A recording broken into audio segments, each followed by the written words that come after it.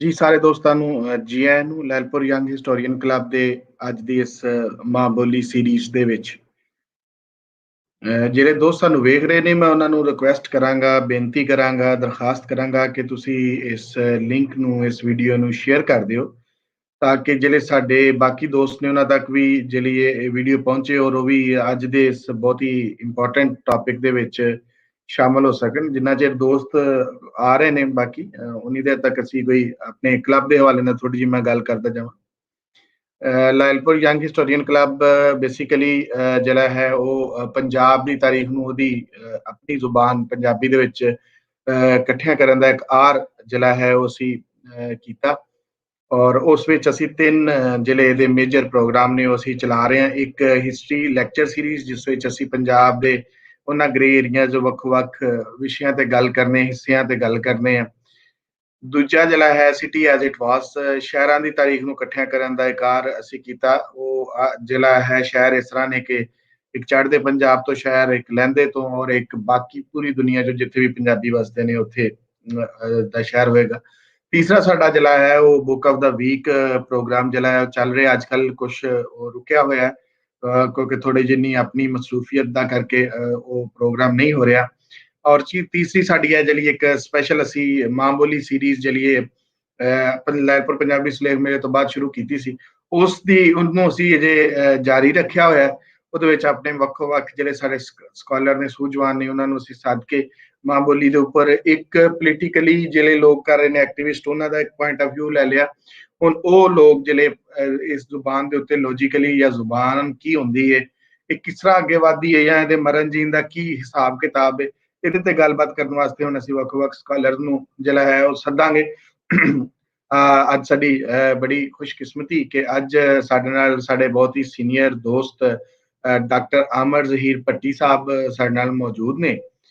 ਮੈਂ ਇਹਨਾਂ ਦਾ ਵੈਸੇ ਤੇ ਸਾਰੇ ਦੋਸਤ ਇਹਨਾਂ ਨੂੰ ਸਾਡੇ ਪੰਜਾਬ ਦੇ ਵਿੱਚ ਜਾਣਦੇ ਨੇ, ਆਪ ਦਾ ਬੜਾ ਨਾਂ ਹੈ ਪੰਜਾਬੀ ਐਕਟਿਵਿਸਟਾਂ ਦੇ ਵਿੱਚ ਹੋਣ ਜਾਂ ਵੈਸੇ ਪੰਜਾਬੀ ਦੇ ਲਿਖਣ ਵਾਲਿਆਂ ਦੇ ਵਿੱਚ ਵੀ ਆਪ ਦਾ ਬੜਾ ਨਾਂ ਹੈ। ਮੈਂ ਥੋੜਾ ਜਿਹਾ ਜਿਹੜਾ ਤਾਰਫ ਹੈ ਉਹ ਦੋ ਲਾਈਨਾਂ 'ਚ ਦੱਸਦਾ ਵਾਂ ਕਿ ਡਾਕਟਰ ਆਮਰ ਜ਼ਹੀਰ ਭੱਟੀ ਸਾਹਿਬ ਇਸਲਾਮਾਬਾਦ ਦੇ ਵਿੱਚ national university of modern languages ਦੇ ਵਿੱਚ ਫਰਾਂਸੀਸੀ ਜ਼ੁਬਾਨ ਦੇ ਪ੍ਰੋਫੈਸਰ ਨੇ ਤੇ ਆਪਨੇ ਜਿਹੜੀ ਇਹ ਡਿਗਰੀ ਹੈ PhD ਦੀ ਉਹ ਫਰਾਂਸ ਤੋਂ ਹੀ ਹਾਸਲ ਕੀਤੀ ਹੈ ਔਰ ਬੋਲੀ ਦੇ ਵੱਖ-ਵੱਖ ਜਿਹੜੇ ਹਿੱਸੇ ਨੇ ਵੱਖ-ਵੱਖ ਮਸਲਿਆਂ ਦੇ ਉੱਪਰ ਲਿਖਦੇ ਰਹਿੰਦੇ ਨੇ। ਅੱਜ ਕੱਲ੍ਹ ਇਹਨਾਂ ਦੀ ਜਿਹੜੀ ਨਵੀਂ ਕਿਤਾਬ ਇਹਨਾਂ ਨੇ ਇੱਕ ਕਿਤਾਬਚਾ ਹੈ ਬੇਸਿਕਲੀ ਉਹਨੂੰ ਟਰਾਂਸਲੇਟ ਕੀਤਾ ਹੈ ਪੰਜਾਬੀ ਦੇ ਵਿੱਚ। ਉਹ ਯੂਨੈਸਕੋ ਦਾ ਇੱਕ ਉਹਨਾਂ ਨੇ ਜਿਹੜਾ ਕਿਤਾਬਚਾ ਕੱਢਿਆ ਸੀ ਉਹਨੂੰ ਆਪਣੇ ਪੰਜਾਬੀ ਜ਼ੁਬਾਨ 'ਚ ਟਰਾਂਸਲੇਟ ਕੀਤਾ ਔਰ ਉਹੀ ਅੱਜ ਦਾ ਅਸੀਂ ਟੌਪਿਕ ਵੀ ਰੱਖਿਆ। ਮੈਂ ਹੁਣ ਉਹਨਾਂ ਨੂੰ ਰਿਕੁਐਸਟ ਕਰਾਂਗਾ ਕਿ ਉਹ ਸਾਡੇ ਨਾਲ ਆਉਣ ਤੇ ਅੱਜ ਦੀ ਗੱਲਬਾਤ ਜਿਹੜੀ ਹੈ ਉਹ ਸਾਡੇ ਨਾਲ ਸਾਂਝੀ ਕਰਨ। ਜੀ ਡਾਕਟਰ ਸਾਹਿਬ, ਜੀ ਆਇਆਂ ਨੂੰ ਲੈਲਪੁਰ ਯੰਗ ਹਿਸਟੋਰੀਅਨ ਮਾਂ ਬੋਲੀ ਸੀਰੀਜ਼ ਦੇ ਵਿੱਚ। ਜੀ ਬਹੁਤ-ਬਹੁਤ ਸ਼ੁਕਰੀਆ ਜੀ ਤੁਹਾਡਾ। ਮੈਂ ਤੁਹਾਡਾ ਧੰਨਵਾਦੀ ਹਾਂ, ਸ਼ੁਕਰਗੁਜ਼ਾਰ ਹਾਂ ਤੇ ਲਾਇਲਪੁਰ ਯੰਗ ਹਿਸਟੋਰੀਅਨ ਕਲੱਬ ਦਾ ਸ਼ੁਕਰਗੁਜ਼ਾਰ ਹਾਂ ਕਿ ਤੁਸੀਂ ਮੈਨੂੰ ਅੱਜ ਮਤਲਬ ਹੈ ਕਿ ਗੱਲਬਾਤ ਕਰਨ ਵਾਸਤੇ ਮੌਕਾ ਦਿੱਤਾ, ਸੱਦਿਆ। ਤੁਹਾਡਾ ਸ਼ੁਕਰੀਆ ਜੀ ਸਰ। ਹੁਣ ਸਰ ਸਕਰੀਨ ਤੁਹਾਡੇ ਗੱਲਬਾਤ ਕਰੋਗੇ ਗੱਲਬਾਤ ਤੋਂ ਬਾਅਦ ਫਿਰ ਅਸੀਂ ਹਾਜ਼ਰ ਹਾਂ। ਹਾਂਜੀ, ਇਸ ਤਰ੍ਹਾਂ ਜੀ ਕਿ ਜਿਹੜੀਆਂ ਦੁਨੀਆ ਦੇ ਵਿੱਚ ਬੋਲੀਆਂ ਨੇ ਉਹ ਅਸੀਂ ਦੇਖਦੇ ਹਾਂ ਕਿ ਵੱਖ-ਵੱਖ ਜਿਹੜੀਆਂ ਕਮਿਊਨਿਟੀਜ਼ ਨੇ ਉਹ ਵੱਖ-ਵੱਖ ਬੋਲੀਆਂ ਬੋਲ ਰਹੀਆਂ ਨੇ ਤੇ ਇਹ ਜਿਹੜਾ ਬੋਲੀਆਂ ਦਾ ਸਿਲਸਿਲਾ ਹੈ ਇਹ ਬਹੁਤ ਪੁਰਾਣੇ ਸਮੇਂ ਤੋਂ ਚੱਲਦਾ ਆ ਰਿਹਾ ਹੈ ਇਨਸਾਨਾਂ ਦੇ ਨਾਲ। ਤੇ ਹਰ ਕਮਿਊਨਿਟੀ ਦੀ, ਹਰ ਕਲਚਰ ਦੀ ਆਪਣੀ ਬੋਲੀ ਹੈ, ਵੱਖਰੀ ਬੋਲੀ ਹੈ ਤੇ ਅਸੀਂ ਦੇਖਦੇ ਹਾਂ ਕਿ ਜਿਹੜੀਆਂ ਬੋਲੀਆਂ ਹੁੰਦੀਆਂ ਨੇ ਉਹ ਪਛਾਣ ਵੀ ਹੁੰਦੀਆਂ ਨੇ ਕਿਸੇ ਕਮਿਊਨਿਟੀ ਦੀਆਂ, ਕਿਸੇ ਵਸੇਬ ਦੀਆਂ, ਕਿਸੇ ਸਮਾਜ ਦੀਆਂ। ਤੇ ਦੁਨੀਆ ਦੇ ਵਿੱਚ ਜਿਹੜੀ ਹੈ ਉਹ ਇਹ ਸਟੱਡੀ ਹੋਇਆ ਹੈ ਕਿ ਬੋਲੀਆਂ ਨੂੰ ਖਤਰੇ ਵੀ ਹੁੰਦੇ ਨੇ, ਬੋਲੀਆਂ ਮਰਦੀਆਂ ਵੀ ਨੇ ਤੇ ਉਸ ਉੱਤੇ ਬਹੁਤ ਸਾਰੇ ਜਿਹੜੇ ਮਾਹਿਰ ਨੇ ਉਹਨਾਂ ਨੇ ਕੰਮ ਕੀਤੇ ਨੇ। ਖਾਸ ਤੌਰ ਤੇ ਇਹਦੇ ਉੱਤੇ ਜਿਹੜਾ ਕੰਮ ਹੈ ਉਹ ਯੂਨੈਸਕੋ ਦਾ ਹੈ, ਉਹ ਬੜਾ ਅਹਿਮ ਕੰਮ ਹੈ ਜਿਹੜਾ ਯੂਨੈਸਕੋ ਨੇ ਕਰਵਾਇਆ ਹੈ। ਯੂਨੈਸਕੋ ਨੇ ਪੂਰੀ ਦੁਨੀਆ ਦੇ ਜਿਹੜੇ ਬੋਲੀ ਦੇ ਮਾਹਿਰ ਨੇ ਉਹਨਾਂ ਨੂੰ ਇਕੱਠਾ ਕੀਤਾ, ਉਹਨਾਂ ਦੀ ਕਈ ਮੀਟਿੰਗਸ ਹੋਈਆਂ ਤੇ ਉਸ ਮੀਟਿੰਗਸ ਤੋਂ ਬਾਅਦ ਉਹਨਾਂ ਨੇ ਇੱਕ ਡਾਕੂਮੈਂਟ ਤਿਆਰ ਕੀਤਾ ਜਿਹੜਾ ਮੈਂ ਪਿਛਲੇ ਦਿਨਾਂ 'ਚ ਉਹਦਾ ਤਰਜਮਾ ਤਾਂ ਮੈਂ ਬਹੁਤ ਪਹਿਲੇ ਕੀਤਾ ਸੀ ਲੇਕਿਨ ਛਪਿਆ ਹੁਣ ਆ ਕੇ ਹੈ। ਸਾਡੇ ਦੋਸਤ ਨੇ ਵੀਰ ਆਜ਼ਮ ਮਲਿਕ, ਉਹਨਾਂ ਨੇ ਇਹਨੂੰ ਛਾਪਿਆ। ਪੰਜਾਬਿਕਾ ਇਦਾਰੇ ਵੱਲੋਂ ਇਹ ਪਹਿਲੀ ਛਾਪ ਉਹਨਾਂ ਦੀ ਪਲੇਠੀ ਛਾਪ ਹੈ। ਤੇ ਇਸ ਕਿਤਾਬਚੇ ਰਾਹੀਂ ਵੀ ਤੇ ਹੋਰ ਜਿਹੜੀਆਂ ਡਾਕੂਮੈਂਟ ਨੇ ਯੂਨੈਸਕੋ ਦੇ, ਉਹਨਾਂ ਰਾਹੀਂ ਸਾਨੂੰ ਪਤਾ ਚੱਲਦਾ ਹੈ ਕਿ ਬੋਲੀਆਂ ਨੂੰ ਖਤਰੇ ਜਿਹੜੇ ਹੁੰਦੇ ਨੇ ਉਹ ਕਿਹੜੇ-ਕਿਹੜੇ ਹੁੰਦੇ ਨੇ, ਬੋਲੀ ਕਿਵੇਂ ਮਰਦੀ ਹੈ, ਕਿਵੇਂ ਜਿਉਂਦੀ ਹੈ। ਸੋ ਮੈਂ ਅੱਜ ਇਸੇ ਮੁੱਦੇ ਤੇ ਗੱਲ ਕਰਨਾ ਚਾਹਾਂਗਾ ਕਿ ਬੋਲੀ ਜਿਹੜੀ ਹੈ ਉਹ ਕਿਵੇਂ ਮਰਦੀ ਹੈ ਤੇ ਕਿਵੇਂ ਜਿਉਂਦੀ ਹੈ। ਤੇ ਇਹ ਜਿਹੜਾ ਕਿਤਾਬਚਾ ਮੈਂ ਟਰਾਂਸਲੇਟ ਕੀਤਾ ਹੈ ਪੰਜਾਬੀ ਦੇ ਵਿੱਚ, ਅੰਗਰੇਜ਼ੀਓ ਮੈਂ ਕੀਤਾ ਹੈ, ਇਹ ਯੂਨੈਸਕੋ ਦੀਆਂ 5 ਸਰਕਾਰੀ ਜਿਹੜੀਆਂ ਬੋਲੀਆਂ ਨੇ ਉਹਨਾਂ ਵਿੱਚ ਇਹ ਮਿਲਦਾ ਹੈ। ਉਹਨਾਂ ਦੀ ਵੈਬਸਾਈਟ ਤੋਂ ਵੀ ਉਤਾਰਿਆ ਜਾ ਸਕਦਾ ਹੈ ਤੇ ਇਹ ਛਪਿਆ ਵੀ ਹੋਇਆ ਹੈ। ਤੇ ਇਹਦੇ ਵਿੱਚ ਉਹਨਾਂ ਨੇ ਬਹੁਤ ਸਾਰੀਆਂ ਵਜ੍ਹਾ ਦੱਸੀਆਂ ਨੇ, ਕਾਰਨ ਦੱਸੇ ਨੇ ਕਿ ਕਿਸ ਤਰ੍ਹਾਂ ਬੋਲੀਆਂ ਨੂੰ ਖਤਰੇ ਹੁੰਦੇ ਨੇ। ਤੇ ਵੱਡਾ ਖਤਰਾ ਜਿਹੜਾ ਉਹਨਾਂ ਨੇ ਦੱਸਿਆ ਕਿ 2 ਵੱਡੇ ਖਤਰੇ ਹੁੰਦੇ ਨੇ। ਇੱਕ ਇਹ ਖਤਰਾ ਹੁੰਦਾ ਹੈ ਕਿ ਕਿਸੇ ਕਮਿਊਨਿਟੀ ਜਿਹੜੀ ਬੋਲੀ ਬੋਲਦੀ ਹੈ, ਉਸ ਕਮਿਊਨਿਟੀ ਉੱਤੇ ਕੋਈ ਆਫਤ ਆ ਜਾਵੇ, ਆਸਮਾਨੀ ਆਫਤ ਆ ਜਾਵੇ, ਜਿਵੇਂ ਕਿ ਹੜ੍ਹ ਆ ਗਿਆ ਹੈ ਜਾਂ ਭੂਚਾਲ ਆ ਗਿਆ ਹੈ। ਸੋ ਹੜ੍ਹ ਆਉਣ ਨਾਲ ਜਾਂ ਭੂਚਾਲ ਆਉਣ ਨਾਲ ਕੋਈ ਕਮਿਊਨਿਟੀ ਜਿਹੜੀ ਹੈ ਉਹ ਪੂਰੀ ਦੀ ਪੂਰੀ ਮਰ ਜਾਵੇ, ਸਾਰੇ ਜੀਅ ਕਿਸੇ ਕਮਿਊਨਿਟੀ ਦੇ ਮੁੱਕ ਜਾਣ, ਤਾਂ ਉਹ ਬੋਲੀ, ਉਹਨਾਂ ਦੀ ਬੋਲੀ ਵੀ ਨਾਲ ਹੀ ਮੁੱਕ ਜਾਂਦੀ ਹੈ।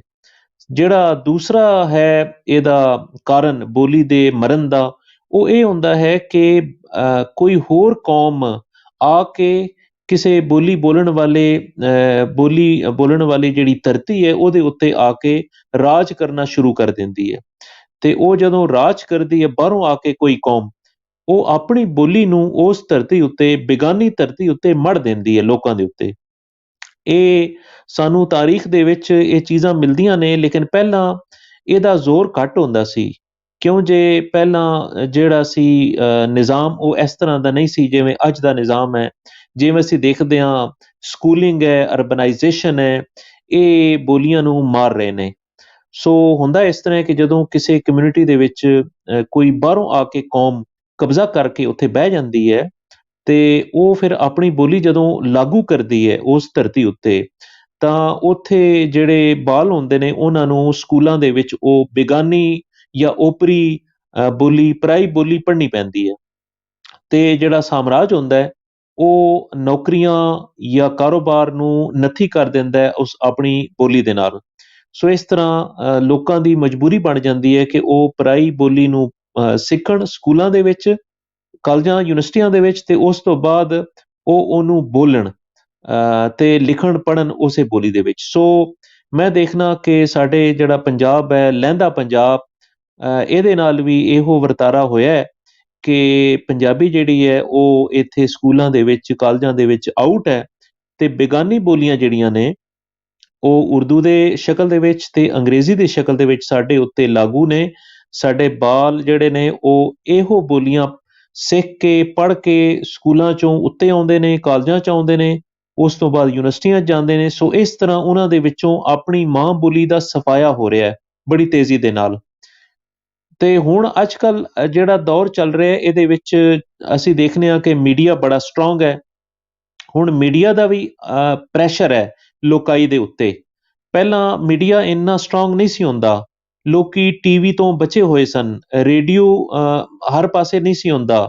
ਜਦੋਂ ਰੇਡੀਓ ਆਇਆ ਤਾਂ ਰੇਡੀਓ ਨੇ ਬੇਗਾਨੀ ਬੋਲੀ ਨੂੰ ਸਾਡੇ ਉੱਤੇ ਲਾਗੂ ਕਰਨ ਦੇ ਵਿੱਚ ਬੜਾ ਕਿਰਦਾਰ ਅਦਾ ਕੀਤਾ। ਉਸ ਤੋਂ ਬਾਅਦ ਜਿਹੜੀ ਰਹਿੰਦੀ ਕਸਰ ਸੀ ਉਹ ਟੀਵੀ ਨੇ ਕੱਢੀ, ਟੀਵੀ ਆਇਆ, ਸਿਨੇਮਾ ਆਇਆ। ਸੋ ਇਹ ਸਾਰੇ ਅਸੀਂ ਦੇਖਦੇ ਹਾਂ ਕਿ ਬਾਹਰੋਂ ਜਿਹੜੀਆਂ ਬੋਲੀਆਂ ਨੇ ਉਹ ਆਈਆਂ, ਸਾਡੇ ਉੱਤੇ ਛਾ ਗਈਆਂ। ਜਦੋਂ ਅਸੀਂ ਪਾਕਿਸਤਾਨੀ ਪੰਜਾਬ ਦੀ ਗੱਲ ਕਰਨੇ ਹਾਂ ਤੇ ਇਹਦੇ ਵਿੱਚ ਜਦੋਂ ਕੌਮੀ ਬੋਲੀ ਉਰਦੂ ਨੂੰ ਬਣਾਇਆ ਗਿਆ ਤੇ ਉਹਦਾ ਸਿੱਟਾ ਇਹ ਨਿਕਲਿਆ ਕਿ ਲੋਕਾਂ ਨੇ ਸਮਝ ਲਿਆ ਸਾਡੇ ਪਾਕਿਸਤਾਨ ਦੇ ਵਿੱਚ ਕਿ ਆਪਣੀ ਬੋਲੀ ਨੂੰ ਛੱਡ ਕੇ ਕੌਮੀ ਬੋਲੀ ਨੂੰ ਬੋਲਣਾ ਜ਼ਰੂਰੀ ਹੈ।